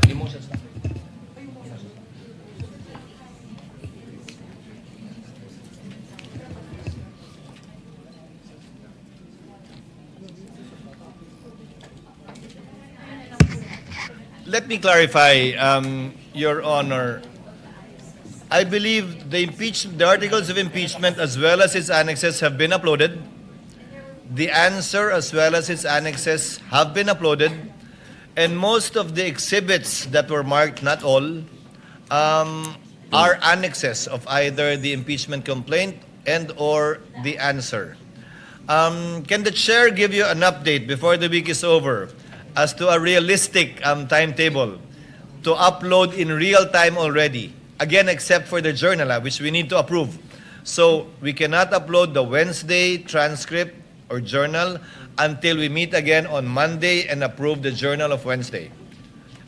So that would be the only delay, if at all, in uploading it. That should be the only delay. So if I take it correctly, Mr. President, the clerk of court will endeavor to upload all of the presented evidence in real time at the soonest possible time, except for the journal, which needs approval of the body. That is correct, Your Honor. Thank you, Mr. President. Senator Judge Cayetano Alan. Presiding Senator Judge, Just a clarification. No? So no problem with complete transparency with any public records. But when we talk about evidence, diba precisely that's why we want a fair trial, due process.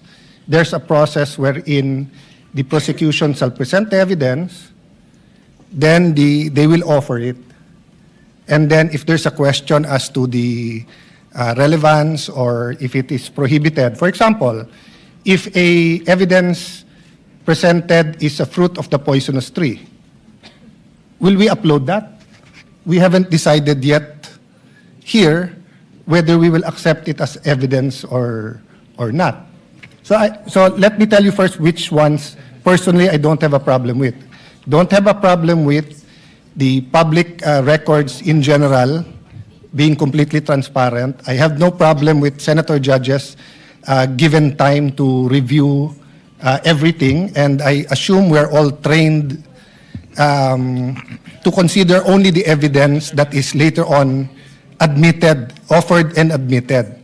So my problem is that, for example, no, if someone offers now, between now and the trial, wiretapped recordings, do we upload that when we have not made a ruling yet on that? So I just want to be clarified on that. The chair will clarify. As the chair said earlier, only the pleadings, motions, and memoranda filed by the parties, and insofar as the exhibits marked are concerned, only those attached as annexes to either the articles of impeachment and or the answer to the impeachment complaint. Insofar as documentary evidence is concerned, it will only be admitted, and if at all admitted by the court and published once formal offer has been made. Until such time, we will not publish any documentary evidence even after being identified by a witness, because it is the formal offer that will determine its admission by the court after the Same party thing, rests. just to clarify, same with if we do issue a subpoena, duces tecum. The subject matter of the subpoena will not be published, but the motion for the issuance of a subpoena Thank you. will. Thank you for that clarification. Thank you, Your Honor. Senator Judge Erwin Tulfo is recognized. What is your pleasure, sir? Thank you, Mr. President. Thank you, Mr. Presiding Officer. Just want to be clarified. I need a clarification, Mr. Presiding Officer, with regards to this Anti-Money Laundering Council documents or pieces of evidence that will be submitted here. Will it be okay if we tackle this in public, or shall we tackle evidence from the AMLAC during an executive session? I believe this is under the bank secrecy law, or we can tackle it because this is an impeachment court, Mr. Presiding Officer. What we will debate upon, if at all, on the scheduled date to be set by the chair is a debate on whether or not to issue the subpoena duces tecum ad testificandum in relation to AMLC records, not the actual records yet. Once it is granted by the court and is issued, it will have to be presented by the parties. We cannot tackle and discuss it in executive session, because anything and everything discussed in executive session cannot be revealed into the public and used by this court. Secondly, it can only be, if at all, revealed by a unanimous vote or consent by all the senator judges, which effectively hog ties that piece of evidence if we discuss and talk about it only in executive session. Whether or not it is to be made public, whether or not it can be legally obtained, will be decided by this court after hearing the oral arguments of the parties. Thank you for that clarification, Mr. Presiding Officer. What is the pleasure of Senator Judge Villanueva? Yes, Mr. President. Considering that we have been tackling and asking of pieces of evidence, I think there's a lot of questions with regard to the mahiwagang BIR box, Mr. President.